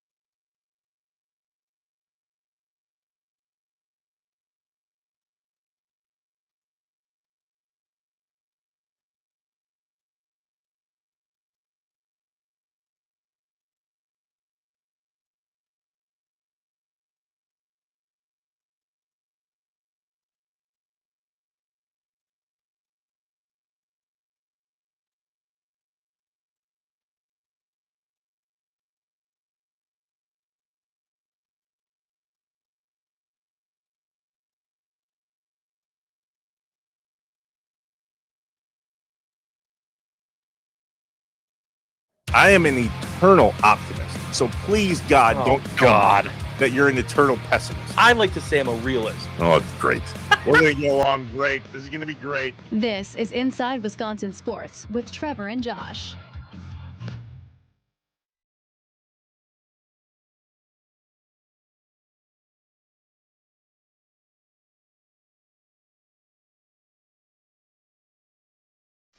If the Packers don't get a deal done with Matt LaFleur, 100%. I'm calling them. We said yesterday that they're trying to work out a deal with Matt LaFleur. It's almost 48 hours later. Yeah. There's still no deal with Matt LaFleur. It shouldn't be that hard, right? We're waiting. No, it should not be that hard. They still might work it out with Matt LaFleur. They might. They're trying. But it shouldn't be a difficult deal to do. We could do the numbers right now, crunch the math, and come up with a deal to get it done. And it's ticking, and there are more openings. I don't know one great player or one great coach that organizations don't get their deals done unless it's something going on beyond getting the deal done. When you look at the results and you look at what he's done, like you said, this should have been very easy to get Matt LaFleur done. And yet we still don't know.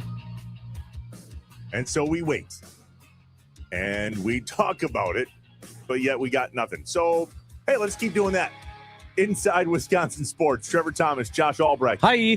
Live from the Wisconsin Sports Radio Network studios, powered by the Potawatomi Sportsbook. Joining us now on the Wisconsin Sports Radio Network guest hotline, powered by Gruber Law, one call, that's all. Packers beat writer for SI.com, Bill Huber. Bill, what's up? Thanks for jumping on Inside Wisconsin Sports. I'm like you guys. I'm just waiting. Like, I love grocery shopping. Grocery shopping is one of my favorite things to do. I got my food delivered yesterday because I'm afraid to go to the store. Like, what if I'm in the fifth aisle getting the canned goods section and something happens? Like, what? So, yeah, it sucks, but it's all right.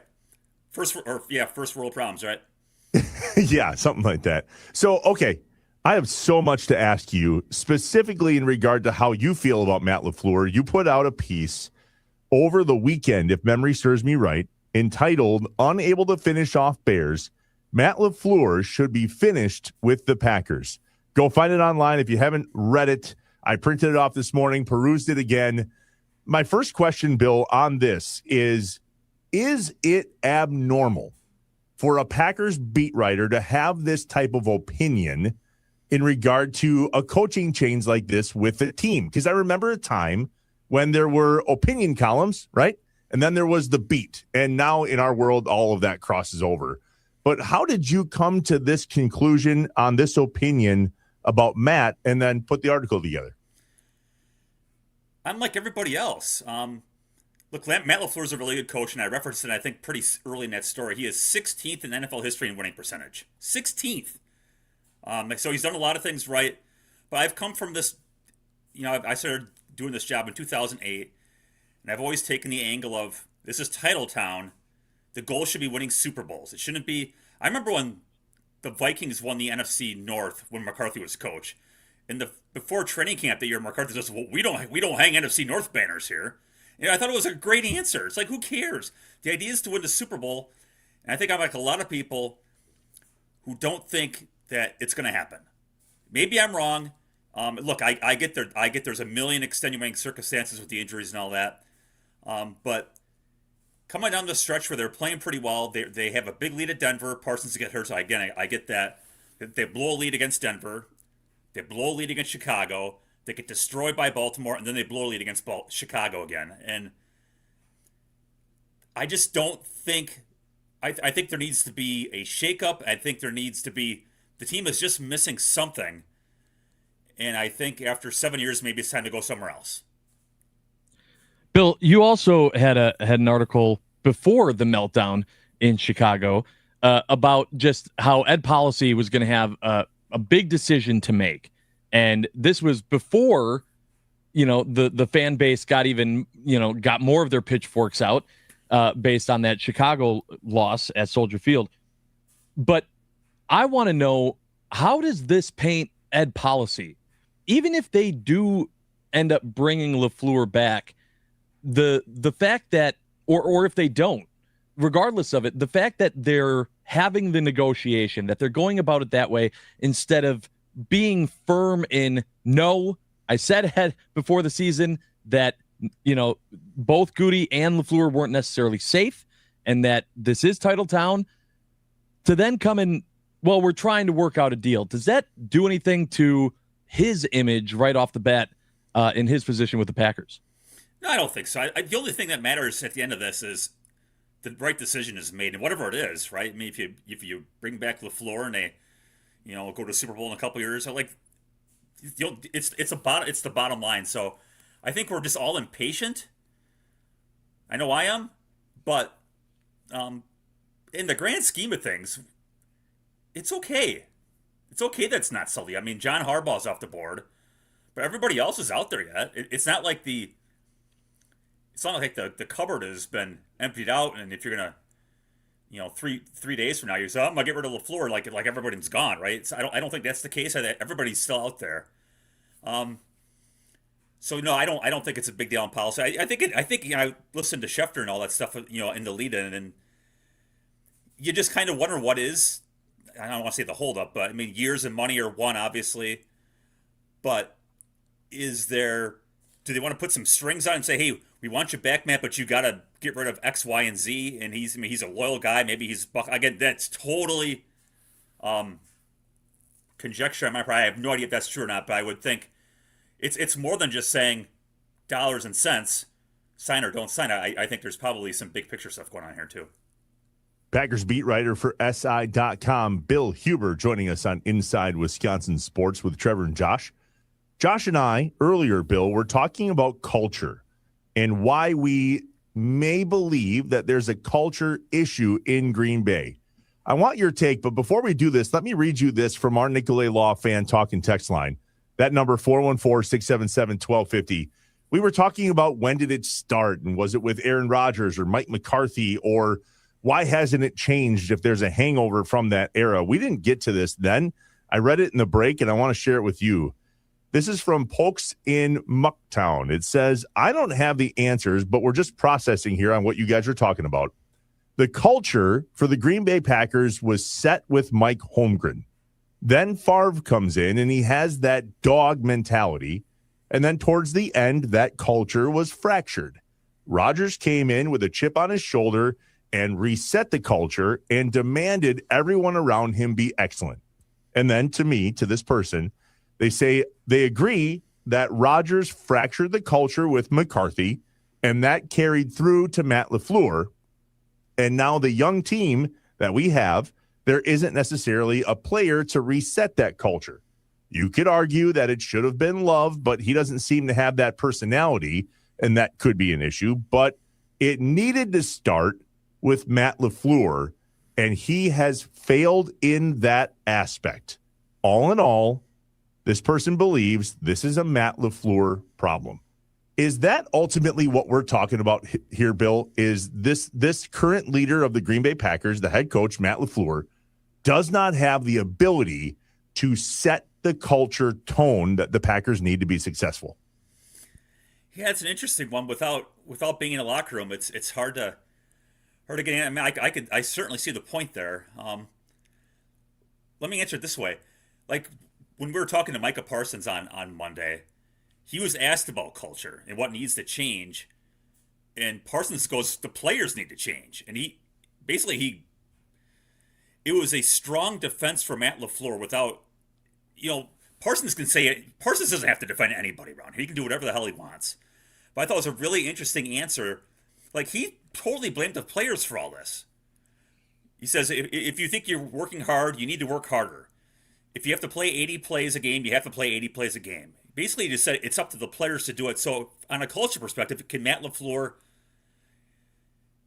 improve the culture? I don't know, but I think getting Micah Parsons back as the ultimate lead by example, not that he's just a lead by example guy, but nobody leads by example more than Micah Parsons. He did. He legit played harder than everybody else, and they missed that. Getting Tucker Kraft back, who I also think is a culture guy and a vocal and by example leader. I think that would help. Like I don't think Jordan Love. In fact, Jordan Love has said it himself that he's not a rah-rah leadership guy. He's more of a lead by example guy. So I think, regardless of who the coach is, getting Parsons back helps. Getting Kraft back helps. I assume, there's no reason to believe they're going to get rid of Josh Jacobs. So those are like your big, loud leaders who are going to have to set that culture regardless of who the coach is. I guess I've never been struck that Matt LaFleur is that big Dan Campbell, hard-ass, tough guy. I mean, not even close to that. But at the same time, the Packers have had, look, even this year they lose to the Giants. Or not the Giants. They lose to Carolina and Philly. And everybody thinks the world is caving on these guys. And they go win 4 in a row. So they have responded. Like every year they've had their rough patch. And they seem to bounce back every year. So I think that's a credit to the coach. So again, this is a long answer, and I'm sorry. But I think Parsons will be a big part of that once he's back.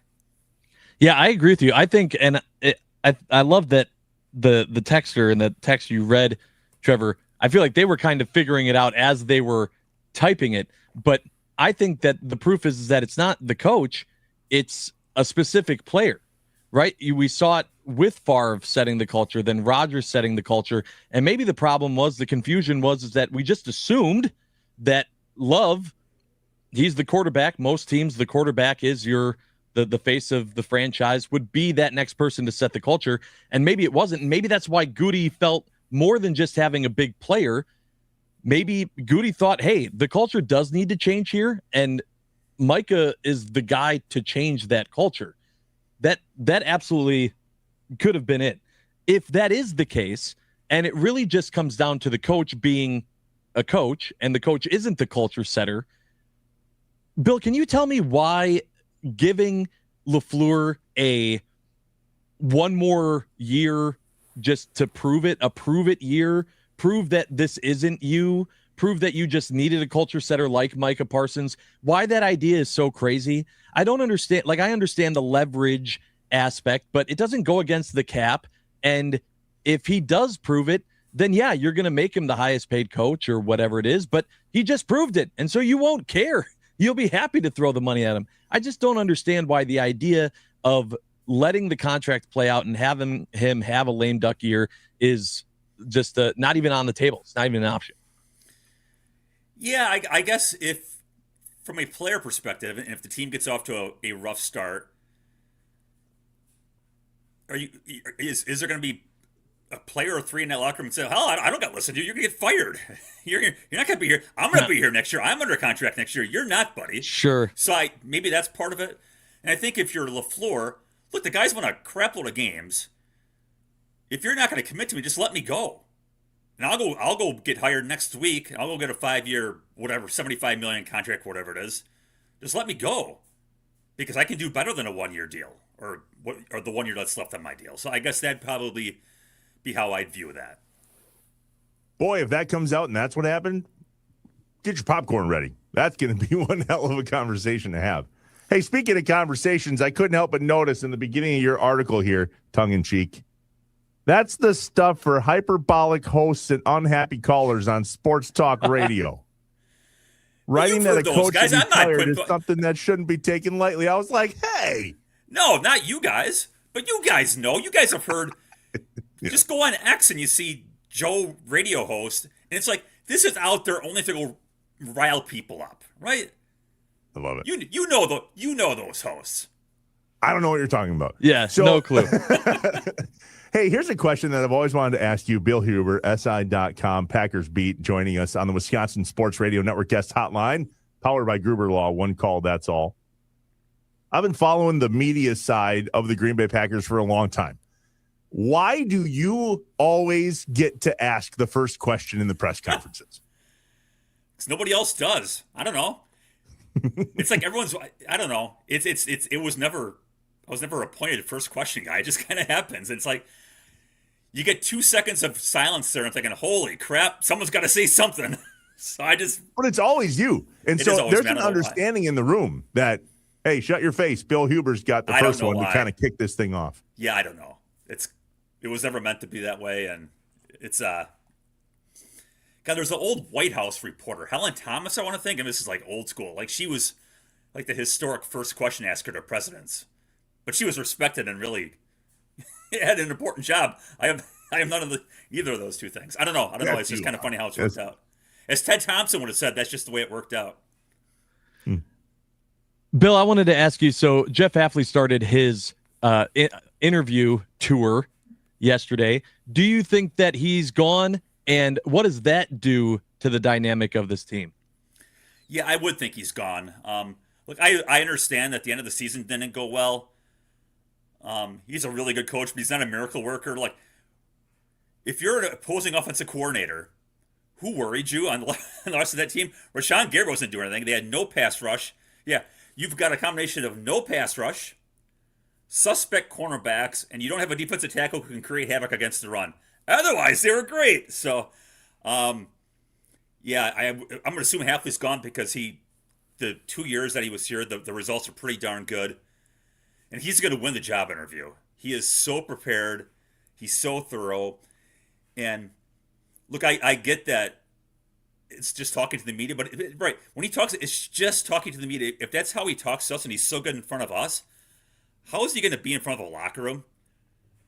And he's fantastic. Like we asked Javon Bullard about LaFleur, and he gave a pretty good defense of LaFleur, how he should be acting. Then we asked about Bullard, or we asked about Hafley, and he was just like over the top about what Jeff meant for the defense. So Hafley's going to be great, and he'll get a job just because he's going to blow away somebody.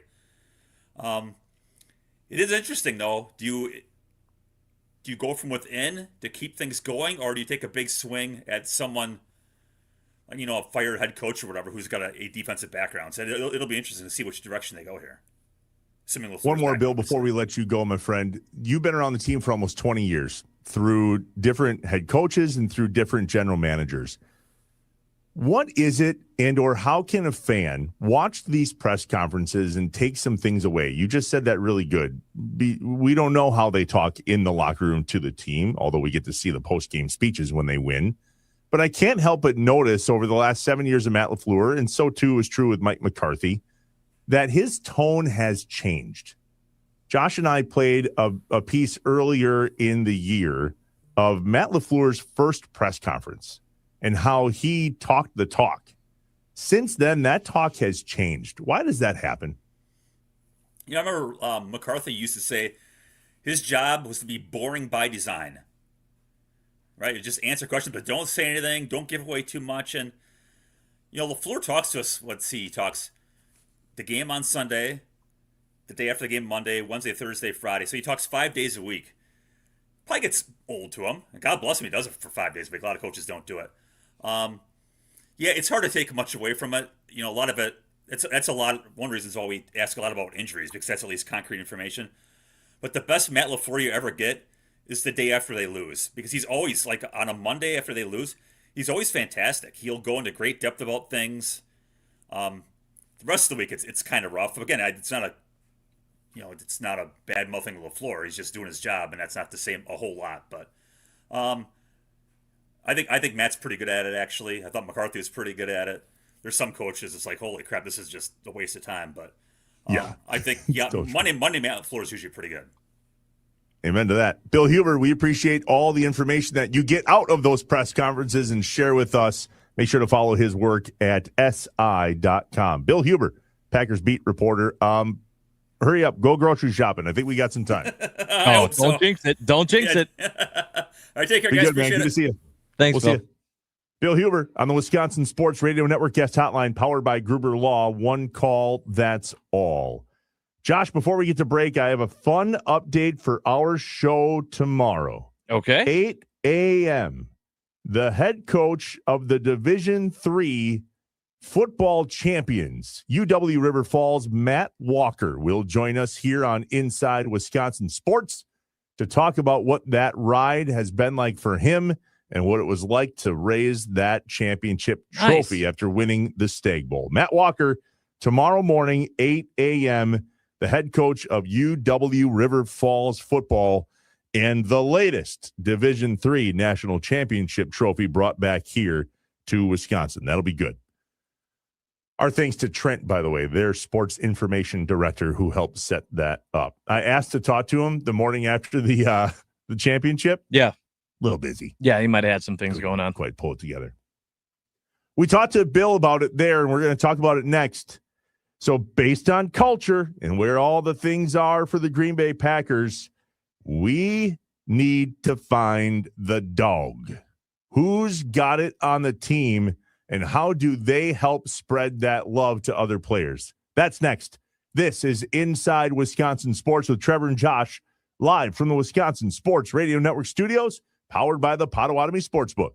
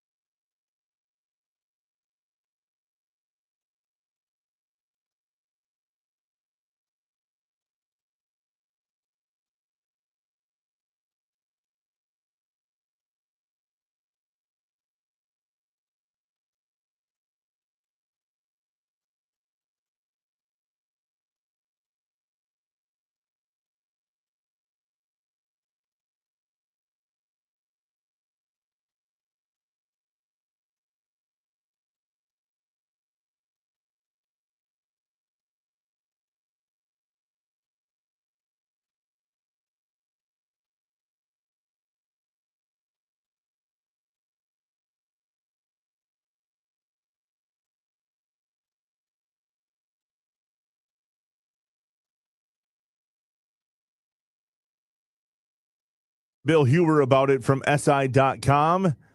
9 to noon with John Kuhn. We'll talk to Pete Doherty about it from the Green Bay Press-Gazette at 10 a.m. this morning. The Packers and the head coach, Matt LaFleur, working on some sort of contract extension. What about Goody and his contract? Pete Doherty, 10 a.m. from the Green Bay Press-Gazette, 9 to noon with John Kuhn here on the Wisconsin Sports Radio Network. Live from those studios, powered by the Potawatomi Sportsbook, this is Inside Wisconsin Sports with Trevor and Josh. Remember, if you missed any part of today's show, you can go back and re-listen or catch up for the first time. Apple, Spotify, wherever you get your podcast, search Inside Wisconsin Sports, click the follow button, and then, boom, you're up to speed on your own time. Who is the dog on the Green Bay Packers, and do they have one? We've talked a lot about culture this morning here on the Inside Wisconsin Sports, whether it's the Bucks or the Packers and who that falls on and where does it come from and so on. And there is a piece of audio from former Green Bay Packer Mike Daniels that we might find pretty interesting in regards to the dog mentality. I think it's not a LaFleur thing. There's a hatred that in Green Bay we don't have. Anthony Barr dropped on Aaron Rodgers. Yep. They were celebrating like the king is dead. These guys hate us. And when I would say we lost to the Lions, and I remember saying, I don't care if I got to punch somebody in the face. And they say, yo, tell this guy to shut up. All right. But every time I turn around, one of our guys is getting knocked out the game. Yeah. And we're not delivering the same love back. You get what I'm saying? To the opponents. And when we have the guys that can do it, it's like, yo, chill out. Yo, man, yo, relax, man. Yo, chill out. You're doing too much. I've watched guys in college be killers. Yeah. Played against some of them. They were not that same guy after playing in Green Bay for a couple years. Ooh, that's a line. That's very, very interesting what he said there at the end. Why is that, though? What about the Green Bay Packers would make someone feel like they couldn't be aggressive? I don't get it. So when you think about the Milwaukee Brewers, the narrative that goes along with it, it is so often the chip on our shoulder, little guy, go ahead and doubt us. We're going to use that as motivation. That all of that, right? All of that goes into the attitude. The fan base feels it. You see it. You hear it from player interviews. It's the culture. It's the mentality. The Packers, when was the last time that the Packers could play like that? The only thing I could think of wasn't even specific to the team, but against the team in Aaron Rodgers. When they drafted Jordan Love, of Aaron Rodgers being able to have a fire lit under him, a chip on his shoulder, and say, oh, you want to move on from me? Oh, you think I'm done? Let me show you. Goes out, balls out MVP years. The Packers, for so long, have somehow defied the odds of being championship caliber relevant for a long time. You talk to any other organization and they're baffled that how did you get 2 back-to-back NFL Hall of Fame quarterbacks? How were you able to put up blah, blah, blah? But I think there's something about that within the organization of when you never get to have that mentality of someone doubting you, of that chip on your shoulder, lighting a fire under you, that you kind of get complacent. You kind of get used to, well, of course we're going to win. That's just what we do. Well, the Bears are going to act like that? Well, of course they are, because they never win. Whose responsibility is it to change that, though? Well, that's what I'm saying. It's difficult to do in general when you're always winning. Look at UWGB. We talked to Doug. Doug absolutely had something to prove this year, right? When you have the doubters, when you have those haters going, giving you that fuel, just like the Packers gave to the Bears. And then the Bears can use that. Teams can use that.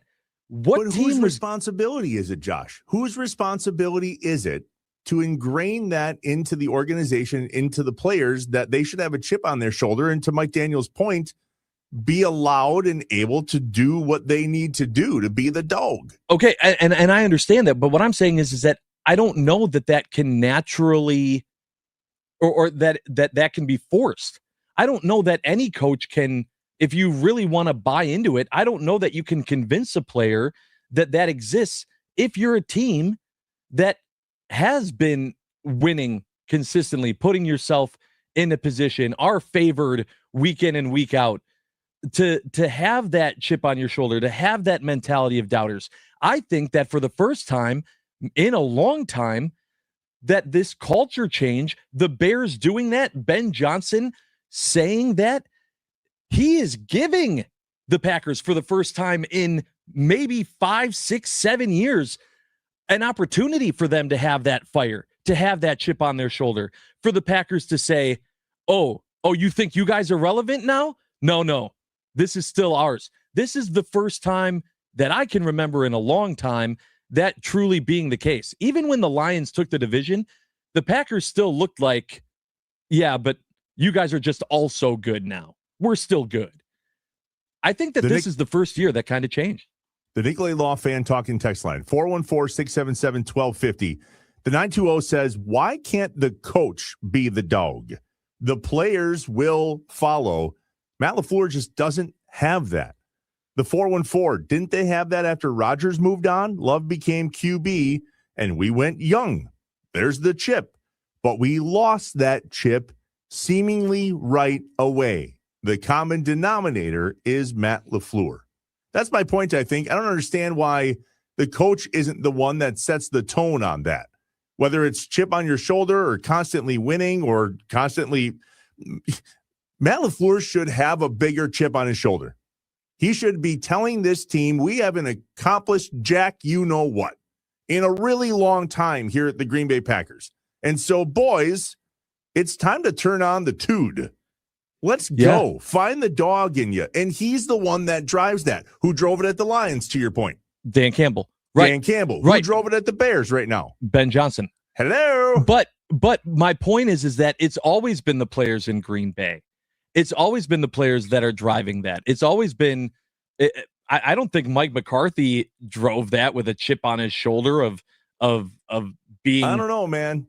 When Mike McCarthy came in here, there was a lot to live up to in terms of what we were and where we've been. But that's my point. That's my point. It's always been, this is Title Town. That's why they joke in Title Town. I'm saying where they've been. 97 was the last Super Bowl they won before Mike McCarthy got here at the end of the Favre era. Mike Holmgren was the one that instituted the dog mentality of the Green Bay Packers during the Brett Favre era. And that's what got this group of guys back then to buy in and become the Packers team in Super Bowl 31 that they were and bring the title back to Titletown. That hadn't happened for quite some time when Mike McCarthy got here. Mike McCarthy brings in his Pittsburgh attitude, his dog mentality, to Bill Huber's point, I don't care what you think. And boom, they go and win another Super Bowl. The culture got fractured. He had to move on. We've been in the Matt LaFleur era now for 7 seasons. And a lot of people are looking to him from the outside of the organization to go, dude, like, are you going to set the tone on this team? It's why the lack of discipline bothered me so much this year. That's the opposite of a dog mentality. He's got to get it out of the players. And boy, is it going to help to have a guy like Micah Parsons in the locker room that goes, hello, but that's got to come from Matt LaFleur. Well, and I think that's kind of to my point, is that I'm not disagreeing with you on that Matt LaFleur hasn't been that guy. I think that he's a good coach. He's not that guy. He's not the culture setter. And I think that in Green Bay specifically, it's never been the coach. I think it's always been a player, the players. And I think that that's just another feather in the cap of Goody of going and getting a guy like Micah and having it not just be that you're increasing the talent, but that you are changing the culture. You're getting a guy in there that's going to look at other players on this team and go, what is this 85% effort crap you guys are doing and changing that culture to what it needs to be. I'm not saying that Matt LaFleur should necessarily get a pass, but I'm saying I think just as a realistic sports fan, he's not the one to set that culture. I think Micah is going to be that guy, and that's a positive for Packer fans to look forward to next year. Maybe that's the part, though, that bugs me. Why are we sticking around with the guy in Matt LaFleur, who we're not sure yet, by the way? I mean, there's no report that says all this is a done deal. Fair. Mike Holmgren used to grab guys by the face mask. Mike McCarthy, per the 920 on the Nicolay Law Fan Talk and Text line, 414-677-1250. Mike McCarthy got the Packers measured for Super Bowl rings before the game. That's a dog. When Greg Jennings caught that touchdown pass and immediately started doing this with his finger and playing around with what was going to be his Super Bowl ring, that started with Mike McCarthy. And so I just can't help but notice that, yes, we have had some dog players, but there's a mentality in Green Bay, at least for the last XYZ number of years, that seems to have dwindled. And that's what Mike Daniels was saying. I personally think that that's correctable with the head coach that comes in and goes, that's not happening anymore. This is the way the Green Bay Packers moving forward. The 715 says Reggie White brought that dog mentality to those late 90s teams, not Holmgren. 920 says, I'm worried if we don't figure this stuff out, we're going to turn into the Bears from the last 20 years. We are not far from it. That's my point, too. Then let's make a change. If we have not seen the Green Bay Packers team in the last 15 years that has that dog mentality, the common denominator over the last 7 years is Matt LaFleur. But my point, and again, I think people are also well aware, I would not be upset if the Packers moved on from Matt LaFleur, is that I still think that Goody and the organization are making efforts. I think bringing in Micah Parsons to be that guy is an effort to change the culture. It is. I mean, he's been compared to Reggie so many times. It is. He is a type of player that can change the culture of the entire team in that locker room, outside of the locker room, and be that piece that the Packers are missing. Maybe they look at Matt LaFleur and they're like, what Matt LaFleur brings to the table has a ton of value, but we're still missing this piece of it. We go out, we get a player like Parsons that can elevate everything. We're going to find out, aren't we? He Hopefully. sure sounded like the dog in the locker room during his post-season press conference, standing there on crutches, right? And listen, there's not hiding the fact that the players themselves seem to have Matt LaFleur's back. Prove it. Yeah. Prove it. If that's the case, and you Green Bay Packer players believe that Matt LaFleur is the guy, then prove it. Because if you all are saying that it's up to you to correct the culture, Micah Parsons, and that all of you want Matt LaFleur to stay as head coach, at least the ones that we heard from that mentioned that, well, then prove it.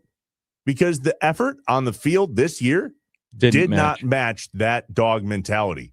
And so if you think Matt LaFleur is the guy, and you think you're the problem in the locker room, and you're the ones that have to fix it, well, then prove it. The 414 says he thinks that it's Goody, and that Goody is not that dog. All right, two things there. First, I don't think that the person Goody would be the one that needs to be. Right, Goody's job is not to go the person get that the sets dog. the tone in the locker room. Right, he's the one, or the culture of it. Goody's the one that's supposed to go get the guy that does that. I'm saying I think he did. I think he went and got the guy. I think that Mike is going to make a big the 920 difference. says Matt LaFleur has mentioned that there's a player leadership council. What? Why? Ugh. You be the leadership council. All right, Wisconsin, what's up? Lots more sports tonight than there was last night for you to enjoy here in the state. A big dub for St. Mark's basketball team. They won. I was there. I watched it. I know. Okay, great. Jeez, I did not hear the end of that last night. Way When to we go, come Riker. back, what's up, Wisconsin? 414-677-1250, the Nicolay Law Fan Talk and Text line. What do you guys have going on today? What are you watching tonight? And we will review any news that we learn in the next, 5-ish minutes about Matt LaFleur. I'll take the under if we'll have anything to share with you when we get back. Inside Wisconsin Sports with Trevor and Josh live from the Wisconsin Sports Radio Network studios, powered by the Potawatomi Sportsbook.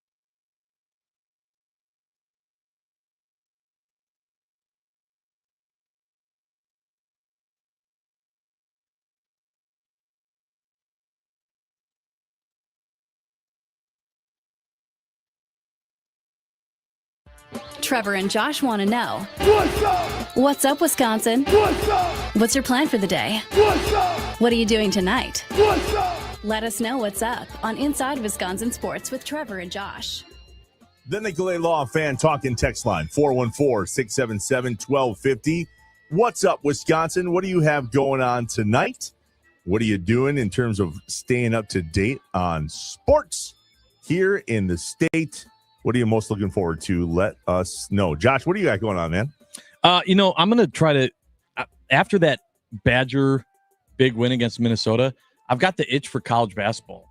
And so, like, especially we've been talking to Doug. I know that UWM plays against Oakland, a little Horizon League action before UWGB plays Oakland. And then just seeing, I know Bucks are at the Spurs. I'm just going to be praying that I'm not seeing even more things fall apart tonight in San Antonio. By the time the Bucks game starts, UWGB and UW Milwaukee will be close to being done. So that works out well from a TV broadcast schedule standpoint. The Phoenix at Cleveland State, 6 o'clock tonight. Milwaukee plays at home against Oakland. I know that because Oakland's in Green Bay on Sunday. So that's called the Travel Partner Program, where they catch Milwaukee and then Green Bay and then move on. The Bucks at 8 p.m. down in San Antonio. The train wreck and dumpster fire needs to stop for the Milwaukee Bucks in order for fans, frankly, to stay tuned in. We talked earlier in the show that there's a lot of people that aren't really watching the entire Bucks game anymore. They're probably turning it off on TV, or if you're there at the Fiserv, you're booing when they're down 30, and look how that was received. Not very well. It's true. That's why I said I'm going to be almost scared watching the Bucks game tonight. Not even looking for a win, just looking for some type of positive of okay, did this team find some way to do it, or maybe to see if, like, I don't know, someone just kind of brushes Doc Rivers off the bench and into the back halfway through the game and says, like, hey, you were let go. You can go away now. That's not gonna fix it. It's a start. They got to get rid of him. Will it be the end? I think it's going to be the end. When's the trade deadline for the Bucks and the NBA? February 15th, I want to say. Do you foresee something happening with the Bucks and their roster between now and then?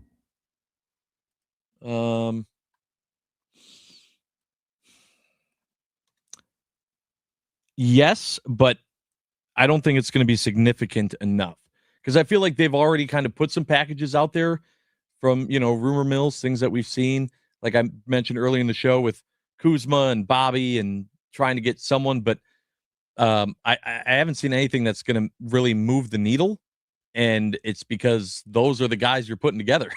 It's not a package that would really make a big draw. 414-677-1250, the Nicolay Law Fan Talk and Text line from the 262. Boy, can I hear and feel this. Tonight, I'm going to try to put a snap piece on my wallet chain that I've had and tried twice yesterday and failed twice. So tonight, I'll be busy sweating and accidentally smashing my fingers with a hammer. Great show, guys. Big fan. Very nice. We appreciate the text on the Nicolay Law Fan Talk and Text line, 414-677-1250. February 5th, by the way, not 15th. Right around the corner. Yes. Is in basketball terms, I don't feel like the trade deadline has the gusto that it does in Major League Baseball and the NFL. Maybe that's because I don't pay as much attention to the NBA as I do those other two. But is that true? Is this like whoa, here we go, it's all going to come down to the wire? Yeah, I don't really think so. I don't think it has that type of juice. I don't think the NFL comes close to MLB at trade deadline. I think that Major League Baseball owns the juice of the trade deadline, because it has a lot to do with the reporting. Well, true, but it's also just the teams making that push for a pennant. The idea of the buyers and sellers, I feel like, ties way more into baseball than it does any other sport. One more quick piece on this culture thing that we were talking about in the Green Bay Packers. There's a text from just a few minutes ago that I think is very relative. The 920 says, go back to the Denver game. Early in the game on the sideline, a defender took two hands and shoved Jordan's Love head into the ground right in front of the Packers bench. An offensive lineman should have drilled that guy. Mm-hmm. I know exactly the play you're talking about. Yep. I can see it with my own two eyes inside my brain, and I, too, was shocked that nothing happened. I just wonder if they saw it. Did the players see it? Who did? And somebody on the sideline saw it. As a matter of fact, my little photographic memory is reminding me that a coach or someone looked at the ref that was standing right there going, what the was that? It's a good point. It's all going back to the culture. We'll see. We will see. I don't know if we're going to see. I mean, I have a big old TV in the studio here at WNFL. I have YouTube TV, so I have that 4-box thing. Yeah. Where I can watch 4 different sports channels at once. Ain't nobody talking about it. As a matter of fact, Diana Rossini was on Wake Up Barstool earlier today. She said that there's zero update. It's so fascinating. Rob Domofsky earlier in the week said, Rob said that he didn't know if we were going to for sure find out by the end of the week, and his hope was Wednesday. I feel bad for these beat guys. Bill Huber just said he's afraid to go to the grocery store. Yeah. Yeah, they need to be near the computer. They have stuff to do. Come on, guys. Think about the beat writers when you're making this decision. Yeah. Come on. To have a life. So do you think we have anything to report? Maybe not even before Monday. Do you think we have something? I don't know when we're going to have something. I have a lot of questions in regards to that. We'll see how it shakes out. Would I like something by the end of the week? Yeah. I don't know if we're going to get it. Earlier in the week, like Monday, I said, I can see this being a Friday news dump. Friday at 3:30.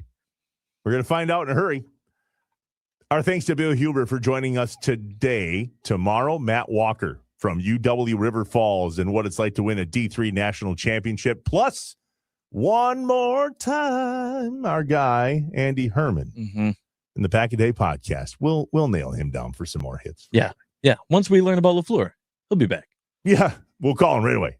All right. We appreciate you guys listening across the state of Wisconsin here on the Wisconsin Sports Radio Network. We are inside Wisconsin sports with Trevor and Josh. We'll see you tomorrow. Because we're not done yet.